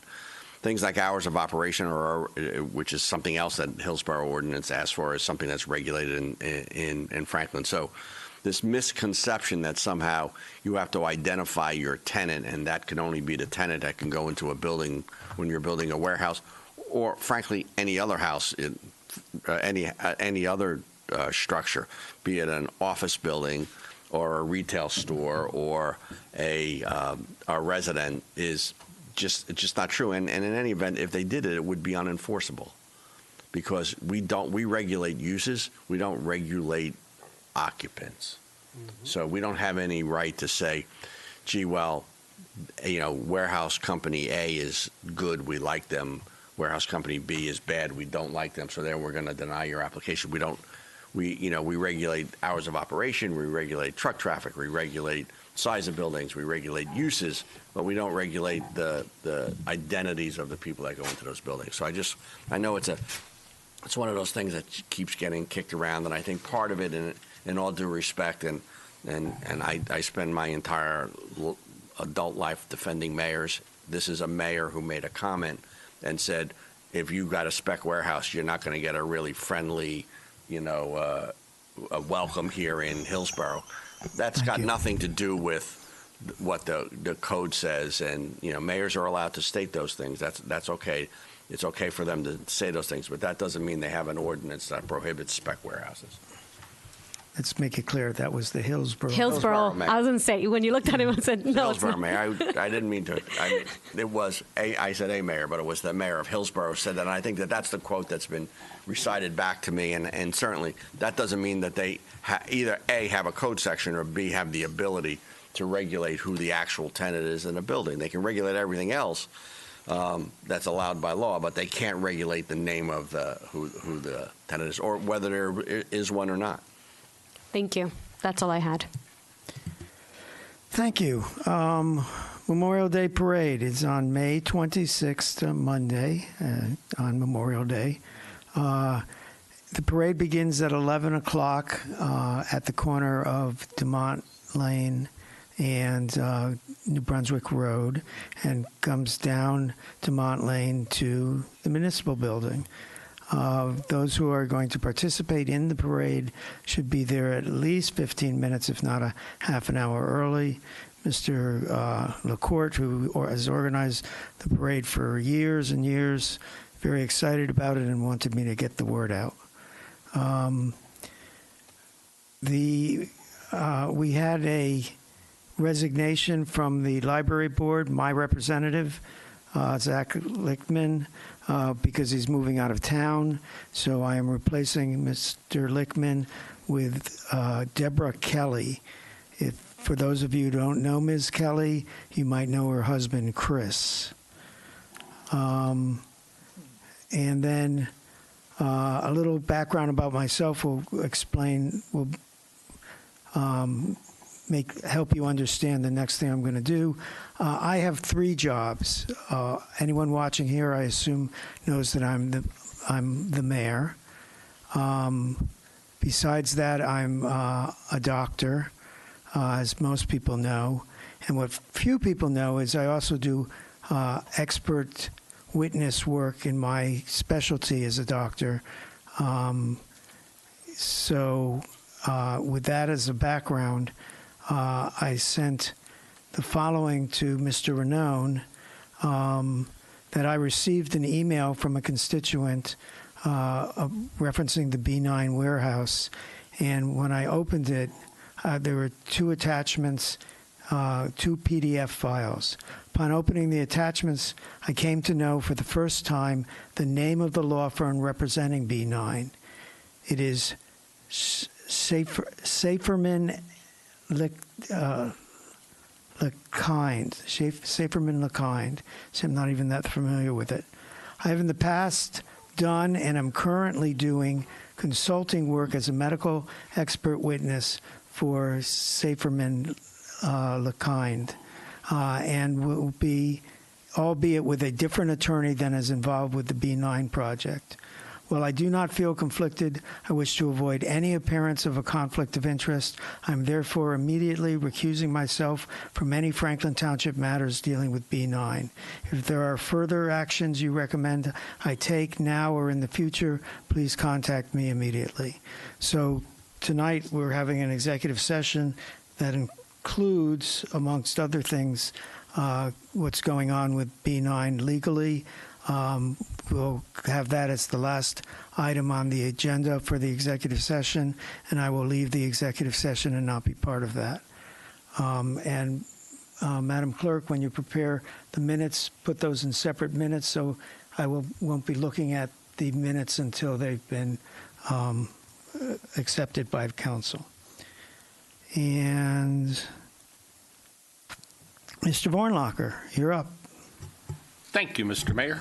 A couple things. One, I couldn't help but listen to Councilman Wright talk about the fact that there were people from other towns here for our affordable housing open house. And I kind of thought it was interesting because, a lot of people believe that a municipality has the right under state law to limit the affordable housing that is built in their town to township residents, which is not true. And I'm sure the township attorney will nod his head in agreement with me on that. And the affordable housing doctrine that came out of Mount Laurel was that towns would be, we'll call it assessed affordable housing as part of the region, not just their town. The number that's provided by the DCA as part of their analysis was a regional number divided by various criteria to come up with each municipality's contribution to the region. And a Central Jersey Housing Resource Center, the name should spell it out, Central Jersey Housing Resource Center, clearly represents not just Franklin Township, but a regional approach to affordable housing. And I know that they advertised that particular event that Sharon Clark hosted here, so it doesn't surprise me at all that people came from other towns because it is a regional and statewide and nationwide issue, not just a Franklin Township issue. And speaking of legal, our very own Assemblyman Danielson of the 17th Legislative District is hosting Law Night in conjunction with the New Jersey State Bar Association. If you have questions that are related to trust and estates, landlord-tenant issues, family law, labor and work protections, immigration law, civil litigation, or more, you have the opportunity to speak with a member of the bar at our senior center on Wednesday, May 28th, between 6 and 8 p.m. You're not required to register. You can register so that they have an idea of the number of attendees. You can register on our website. There's a QR code or a hyperlink to register, but walk-ins will be permitted. The mayor, you covered the parade quite well, so I don't think I need to say anything about that. And as I said, Mrs. Tallman, the mayor wanted us to move the meeting. I will certainly have a conversation with Mr. Mazzi about your idea of a roundabout and have him reach out to you. You're welcome. Manager? And there was one other thing that you... I'm sorry to throw it at you last minute. Yes, Councilman, motorized vehicles are not permitted of any type on anything off the roadways and parking lots of our parks. So even if there's a trail on the or park, anywhere on any type of motorized vehicle at all. Okay, and it might be marked, but if maybe in some of our parks, and I could talk to you about it. It's on the rules of every park sign that we have. And if someone has a concern, they should just call the non-emergency line of the police. No, they should just not. Don't say non-emergency. Sometimes people get confused about that. Okay, you tell them what number. 732-873-2300, the main number where a dispatcher answers the phone. It's not a 911 call, but the non-emergency is for general business, not for reporting incidents. Call the 2300 number if you have something to actually speak with a dispatcher about. Thank you. Mr. Vornlacher, just Yes, quickly, I forgot to say, Nassau Park, do we have a water fountain installed there? The water fountain is, I believe the water fountain is in, and we're waiting for New Jersey American to make the connection to the water main. Okay, thank you. We should have a ribbon cutting. Well, I think appropriate would be to hit it with a champagne bottle, maybe. I don't know. Well, ribbon cutting might not be plastic water bottle? Yeah. Oh, wait, metal water bottle. I'm sorry. Okay, there's no council discussion item. There are no minutes submitted, but darn it, we do have to pay the bills. So approval of the warrants in the amount of $8,284,867.42 on May 13th, 2025 are presented to the Township Council for payment. Do we have a motion on the warrants? So moved. Seconded. Moved and seconded. Any discussion? Anyone like to pull an item or discuss an item? Madam Clerk. Councilman Embarrasson? Yes. Councilwoman Francois? Yes. Councilman Karazi? Yes. Mayor Kramer? Yes. Councilman Onichaka? Yes. Deputy Mayor Udine? Yes. Councilman Vasanella? Councilman Wright? Thank you for staying, Ms. Tolman. It seems that everyone else leaves when the actual meeting starts. He's okay. Oh, he's getting paid. Yeah. Item number 13, this calendar year 2025 municipal budget hearing amendment adoption. So before, I guess I have to start. Resolution 25-183. Read the calendar year 2025 municipal budget by title only is presented to Township Council for adoption. Do we have a motion on that? Moved. Seconded. Seconded. Any discussion? Madam Clerk? Councilman Embarrasson? Yes. Councilwoman Francois? Yes. Councilman Karazi? Yes. Mayor Kramer? Yes. Councilman Onichaka? Yes. Deputy Mayor Udine? Councilman Vasanella? Yes. Councilman Wright? Every year I worry the council's just going to try to get back at me for all the things I do and make me read the entire budget. One of these years. Okay, calendar year hearing public hearing on calendar year 2025 municipal budget as introduced. Do you have a motion to open for public hearing? So moved. Seconded. Moved and seconded. All in favor, say aye. Aye. Opposed, say nay. We are open to the public for a hearing on the municipal budget only. See no one come forward, Mayor, on motion to close the public portion of this hearing. Second. Moved and seconded. All in, do you, yep. Yeah, I'll pause that motion. I'm not prepared, but I'm just going to bounce this off of. It's on. I'm just going to bounce it off of you. Do we have money, Mayor, for a turnabout? No money has been set aside for a turnabout. But it could be, right? Mr. Manager. No, actually, that would be a capital project, and it would have to be included in the municipal budget as a separate item, and then some funding mechanism determined for it, either by bond or cash. That was not included in the 2025 capital plan, so that would not be funded this year. It would have to be, and I'll be honest with you, Ms. Tallman, there's no way that the design and approval process could be completed in calendar year 2025 for construction. That's just not realistic, so it wouldn't matter anyway. If there was some decision made by this council to build a roundabout at Weston and Metlers, that wouldn't get funded until 2026 at the earliest. Well, I guess I'll just have to put up with it, won't I, Mayor? For another year, right? I guess. Either that or sell my house and move to Princeton. I think they have trucks there too, just so you know. Oh, not in downtown Princeton, they don't. Oh, they sure do. No, That's they Route don't. 27. My brother's funeral home is there, and I spend a lot of time there helping my brother. No tractor trailers there. Zip. Ma- The police won't allow it.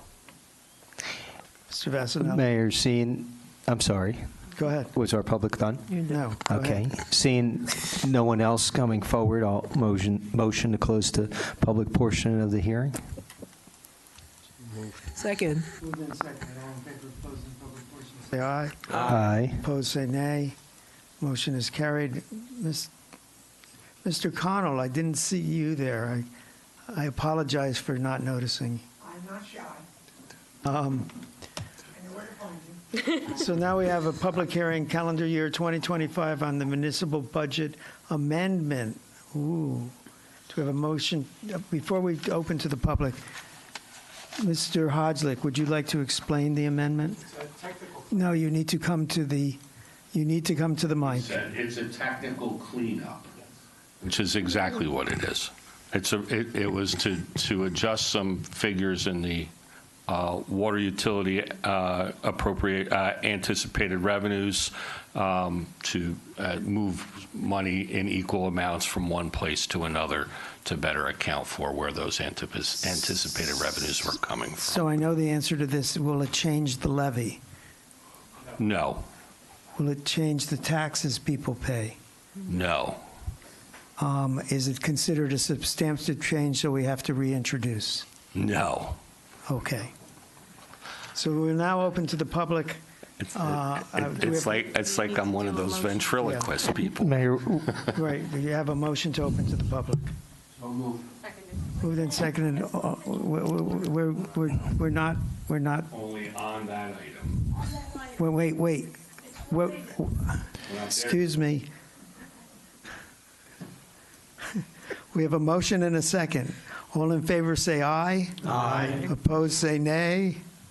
Good. Now, if you have something to say on that item only. Specifically related to the amendment to the budget, that's the item that we're to speak about, the amendment to the budget. Then let me put it in the form of a question. No. Does that item that you just voted on have anything to do with why I need to have a water guy come in and No. change my meter? No. So, one, we haven't voted on it yet, and two, no. Okay, thank No, you, it because does I'm not. very confused about why you're making me do that. Okay, the manager can explain that later. All right, do we have a motion to close the public hearing? So moved. well, nobody motioned it, Mr. Mayor, technically. So I'll motion to make a close the motion to public close hearing. public Yeah, hearing. I just wanted it to be technically correct. You want to second it? I'll second it. Thank you, Councilwoman. Okay, all right. Moved and seconded, all in favor of closing public portion, say aye. Aye. Opposed, say nay. Motion is carried. Now to the item, Resolution 25-184, adoption of calendar year 2025 municipal budget amendment is presented to the Township Council for adoption. Do we have a motion on the amendment? So moved. And seconded. Any discussion? Madam Clerk. Councilman Embarrasson? Yes. Councilwoman Francois? Yes. Councilman Karazi? Yes. Mayor Kramer? Yes. Councilman Noni Jaka? Yes. Deputy Mayor Udine? Councilman Vasanella? Yes. Councilman Wright? So now the motion, the calendar year agenda, the calendar year municipal budget 2025 has been amended. Resolution 25-185, adoption of the calendar year 2025 municipal budget as amended is presented to the Township Council for adoption. Do I have a motion on the budget? So moved. Second. Thank you. Moved and seconded. Any discussion on the budget? Madam Clerk. Councilman Embarrasson? Yes. Councilwoman Francois? Yes. Councilman Karazi? Yes. Mayor Kramer? Yes. Councilman Noni Jaka? Yes. Deputy Mayor Udine? Councilman Vasanella? Yes. Councilman Wright? The budget is adopted. Mr. Bornlacher, start getting those things done. I will. You know, Mr. Mayor, I don't usually ask for permission to do this, but I'm going to ask for permission to just make an observation right now so this is my 13th budget that you've just adopted, and I think it's probably one of the most, if not the most important votes that this council takes on items throughout the course of a year. And I find it ironic that people come and question you here at these council meetings and what you do. And the only people left in the audience with the people on TV can't see are my friend Bill Connell and my friend Mrs. Tallman here, and our financial consultant. And the rest of the people who come to the microphone and question what you do throughout the course of the year got up and left before the most important vote that you take every year. And I just find that very ironic. And that's my commentary for the day. Mr. Mayor, to our township manager, I've always said that. People leave. They get up, throw their little bones at you, walk out the door, and you never see them again. And here we are spending their money, and they're gone. I don't understand that one. I guess they trust us. So my comments on the budget are, the total, so you're affected by the assessments and you're affected by the money that we spend. The total assessment of the town is $16.7 billion. That's up 12.2%. The residential assessment is $11.3 billion. That's up 16.6%. So residential assessments went up more than total assessments. Because of that alone, taxes go up. On a $555,000 house, which is what the average house now is in Franklin, the assessment alone increased taxes $46.40. The total increase, because of our increase in the levy, is $79.66, so roughly $80. $33.26 is due to the levy increase.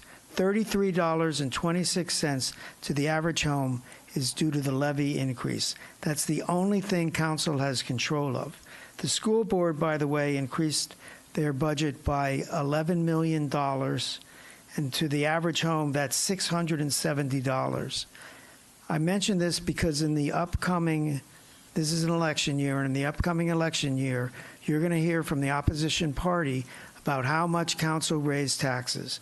Well, if they hopefully they will watch this and they will understand council raised taxes to the average home $33.26. In the time that I have been the mayor, since the year before I was mayor, 2016, the consumer price index has gone up 35%. During that same time, the levy has gone up 13.5%, less than half of the rate of inflation. So I hope whoever addresses the increase in taxes gets those facts right. This year, we are responsible for $33.26 to the average home. Okay. Public hearing and adoption of ordinances on second reading. First reading is the one where we announced to the world that we are going to consider an ordinance. And the second reading, if the first reading passes, is the one where people from the audience have ability to comment, and we give final judgment on whether we will pass the ordinance. Ordinance 4463-25, and a more ordinance amending the municipal code of the Township of Franklin, County of Somerset, State of New Jersey, more particularly Chapter 230, Massage, Bodywork, and Somatic Therapy, Section 230-12, Prohibited Acts, is presented to the public hearing and final adoption. Public hearing is noticed as required. Do we have a motion to open to the public? So moved. Seconded. Moved and seconded. All in favor, say aye. Aye. Opposed, say nay. Motion is carried. We are open to the public on this item only. Anyone wishing to speak? Seeing no one coming forward, Mayor, a motion to close the public portion of the hearing. Do I have a second? Second. Moved and seconded. All in favor, say aye. Aye. Opposed, say nay. Motion is carried. Public session is closed on this item. Do we have a motion to adopt? So moved. Second. And seconded. All in favor, say aye. Oh, Aye. I'm sorry.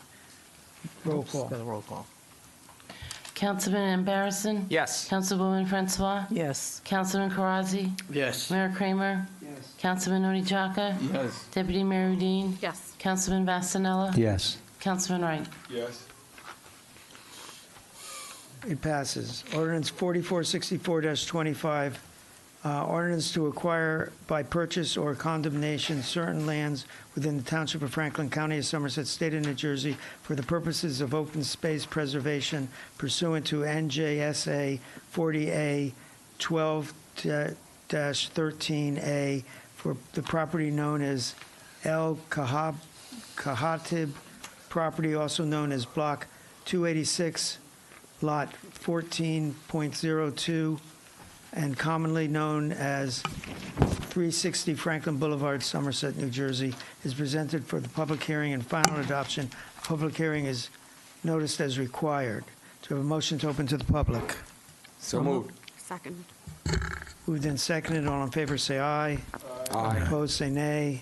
Motion is carried. We are open to the public on this item only. Seeing no one coming forward, Mayor, a motion to close the public portion of the hearing. Do I have a second? Second. Moved and seconded. All in favor, say aye. Aye. Opposed, say nay. Motion is carried. Public session is closed. I just want to say on this is acquiring some open space, and condemnation was not used. That's just a requirement of the way you title it. Do I have a motion to adopt? So moved. Second. Moved and seconded. Any discussion? Madam Clerk? Councilman Navarison? Yes. Councilwoman Francois? Yes. Councilman Karazi? Yes. Mayor Kramer? Yes. Councilman Onijaka? Yes. Deputy Mayor Udine?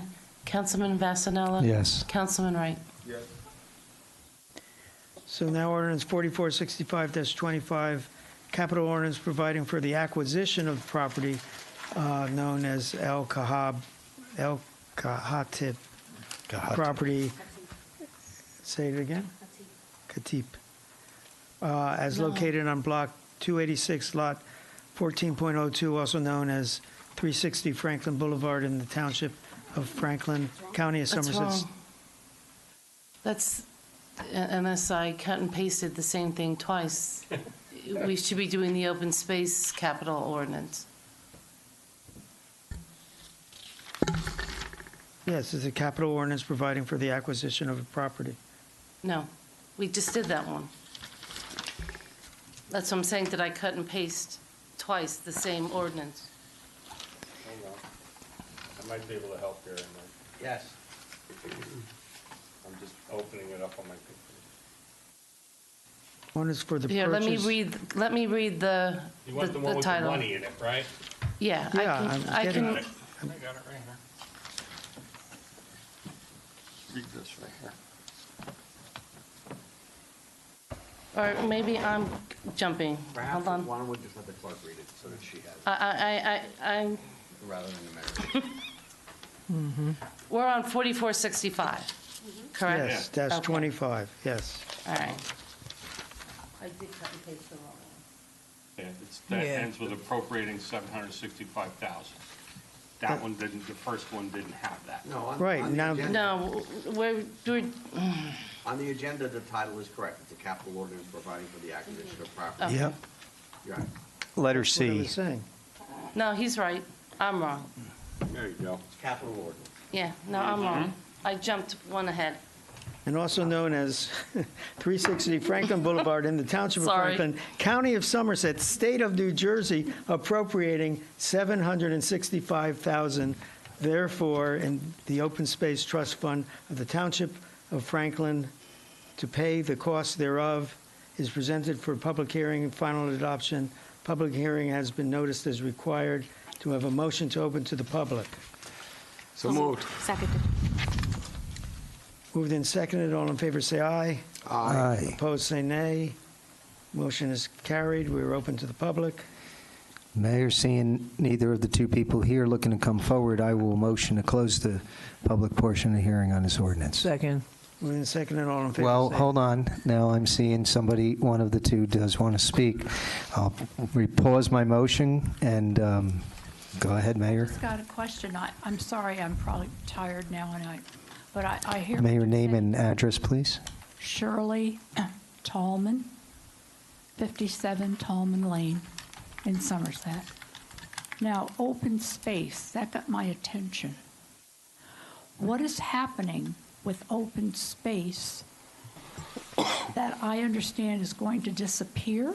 We're going to disappear open no. space at the Then we're corner? just- Wait, no, let me finish. Ma'am, it's not, Ma'am, it's not this specific to ordinance. this ordinance. This ordinance is regarding the acquisition of a specific piece of property. So if you have a Oh, question the about that money's property, not- then you We can. can't float the money someplace else. No, this is regarding a Thank specific you, piece of property. attorney. You're Thank welcome. you. You're welcome. Thank you, Attorney. And by the way, Madam Clerk, it's always a safe bet to think that I'm wrong, so you're No, I forgiven. was wrong. I jumped up one. So I'll now reinstate my motion, Mayor, that we close the public portion of the hearing on this ordinance. Second. Moved and seconded. All in favor, say aye. Aye. Opposed, say nay. Motion is carried. Motion to adopt? So I'm asking- moved. So moved. Seconded. Seconded. Madam Clerk, I'm sorry, any discussion? Madam Clerk? Councilman Barriston? Yes. Councilwoman Francois? Yes. Councilman Karazi? Yes. Mayor Kramer? Yes. Councilman Onijaka? Yes. Deputy Mayor Udine? Councilman Vasanella? Yes. Councilman Wright? Ordinance 4466-25, capital ordinance appropriating $990,000 from the Open Space Trust Fund to pay for various capital acquisitions and improvements for the Township of Franklin in the County of Somerset, State of New Jersey, as presented for public hearing and final adoption. The public hearing has been noticed as required. To have a motion to open to the public. So moved. Moved and seconded. All in favor, say aye. Aye. Opposed, say nay. Motion is carried. We're open to the public on this item only. Mr. Connell, member of the Open Space Committee. Bill Connell, 25 Spring Street, and a member of the Open Space Committee. So $990,000. Can you just give a brief explanation of what that is? Because I believe these are the little niceties. We talk about land acquisition. You and I had a public conversation that I enjoyed very much. Could you just give a brief explanation of what some of those little things are, or maybe big things, in the ordinance? Wildlife blinds, big belly solar powered trash compacting bins, and other related equipment. The provision of ADA access for the preservation and recreation needs assessment, an action plan, the implementation of miscellaneous site amenities at various parks, including resurfacing the walking path at Deller Park and the construction of Catalpa Park. Some big things and little things, Mr. Connell. Thank you for asking. Anyone else? Making sure, okay. Seeing no one else coming forward, motion to close the public portion of the hearing on this ordinance. Moved and seconded. All in favor, say aye. Aye. Opposed, say nay. Motion is carried. Public session is closed. Do we have a motion to adopt? So moved. Second. Moved and seconded. Any discussion? Madam Clerk? Councilman Barriston? Yes. Councilwoman Francois? Yes. Councilman Karazi? Yes. Mayor Kramer? Yes. Councilman Onijaka? Yes. Deputy Mayor Udine? Councilman Vasanella? Yes. Councilman Wright? Yes. So we just recently, this meeting passed the budget, so now we're going to spend some of that money. Ordinance 4467-25, bond ordinance providing for the various 2025 capital improvements and equipment acquisitions by and in the Township of Franklin in the County of Somerset, State of New Jersey, appropriating $9,959,994, therefore, and authorizing the issuance of $9,461,994.30 bonds or notes of the Township of Franklin to finance part of the cost thereof is presented for a public hearing and final adoption. The public hearing has been noticed as required. Do we have a motion to open to the public? So moved. Moved and seconded. All in favor, say aye. Aye. Opposed, say nay. Motion is carried. We are open to the public on this item only. Mayor, seeing no one coming forward, I'll motion to close the public portion of the hearing. Second. Moved and seconded. All in favor, say aye. Aye. Opposed, say nay. Motion is carried. Public session is closed. Do we have a motion to adopt? So moved. Second. Moved and seconded. Any discussion? Madam Clerk? Councilman Barrison? Yes. Councilwoman Francois? Yes. Councilman Karazi? Yes. Mayor Kramer? Yes. Councilman Oni Jaka? Yes. Deputy Mayor Dean? Councilman Vasanella? Yes. Councilman Wright? So that was for the general budget. Now we're going to do the same thing for water. Ordinance 4468-25, bond ordinance providing for various 2025 capital improvements for the water utility by and in the Township of Franklin in the County of Somerset, State of New Jersey, appropriating $6,964,950, therefore, and authorizing the issuance of $6,964,950 bonds or notes of the Township to finance the cost thereof is presented for public hearing and final adoption. The public hearing has been noticed as required. To have a motion to open to the public. Second. Moved and seconded. All in favor say aye. Aye. Opposed say nay. Motion is carried. We're open to the public on this item only. Public is in Mayor, conference. seeing no one coming forward, a motion to close the public portion of the hearing. Second. Moved and seconded. The public is in caucus right now. All in favor of closing, say aye. Aye. Opposed, say nay. Motion is carried. Brief respite. To have a motion to adopt. So moved. Seconded. Moved and seconded. Any discussion? Madam Clerk? Councilman Barrison? Yes. Councilwoman Francois? Yes. Councilman Karazi? Mayor Kramer? Yes. Councilman Oni Jaka? Yes. Deputy Mayor Dean? Councilman Vasanella? Yes. Councilman Wright? God has sent his blessings to us, and there are no first readings on the agenda.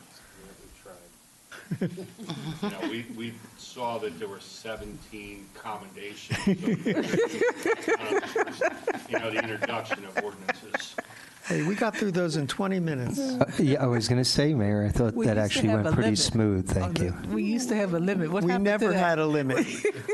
We never had a limit. Anne Marie said 3, and we stopped at 5. Admin, great. It's all good. Okay, we're on to the consent agenda. Items A through W, as listed on the consent agenda portion of this meeting, are presented to Township Council for adoption. Do we have a motion on the consent agenda? So moved. Second. Moved and seconded. Any discussion? Anyone like to pull an item? I have a question on item B, Mayor. Item B, go ahead. So I'm trying to understand, there's a cancellation of uncollectible taxes to Birch Glen homeowners association. Yeah, they were assessed twice by accident. I just want to understand. That's exactly what it says, is exactly what it is. Yeah, They were I understand it happens, yeah? Yeah. So I happen? usually get bills and I pay, I don't know. Yeah, yeah. So it's surprising that. Well, you wouldn't say There was that, there was a subdivision, and it was an accidental assessment on what was a consolidated lot. So Okay. it's just canceling what was not collected. Excellent question. Anyone else? Madam Clerk? Councilman Barrison? Yes. Councilwoman Francois? Yes. Councilman Karazi? Yes. Mayor Kramer? Yes. Councilman Oni Jaka? Yes. Deputy Mayor Dean? Councilman Vasanella? Yes. Councilman Wright? Resolutions to be voted on separately, there are none. Old business, 2025 boards, committees, and commission vacancies. Does anyone have a nomination? Yes, Mr. Mayor. Oh. I would like to nominate Larry Denbrom, Roseanne Cervelli, and Dr. Nicholas Solomon to the Municipal Alliance Youth Services Commission. Any other nominations for those positions? Any other nominations? We can do this by acclamation. All in favor say aye. Aye. Opposed say nay. That passes. Congratulations to those members. Item number 19, executive session. Resolution 2025-09, authorizing executive session pending litigation update as presented to Township Council. Move for adoption. Do Do we have a motion to go into executive session? So moved. Moved and seconded. All in favor, say aye. Aye. Opposed, say nay. Oh, I'm sorry, it's roll call. Councilman Everson? Yes. Councilwoman Francois? Yes. Councilman Karazi? Yes. Mayor Kramer? Yes. Councilman Onechaka? Yes. Deputy Mayor Dean? Yes. Councilman Vasanella? Yes. Councilman Wright? So we're now going to go into executive session. I'm going to recuse myself for the B9 portion of the executive session. We'll come out of it. Deputy Mayor will bring us out of executive session, close the meeting, but no other actions will take place, so the videotaping will stop at this time. Be well, Franklin.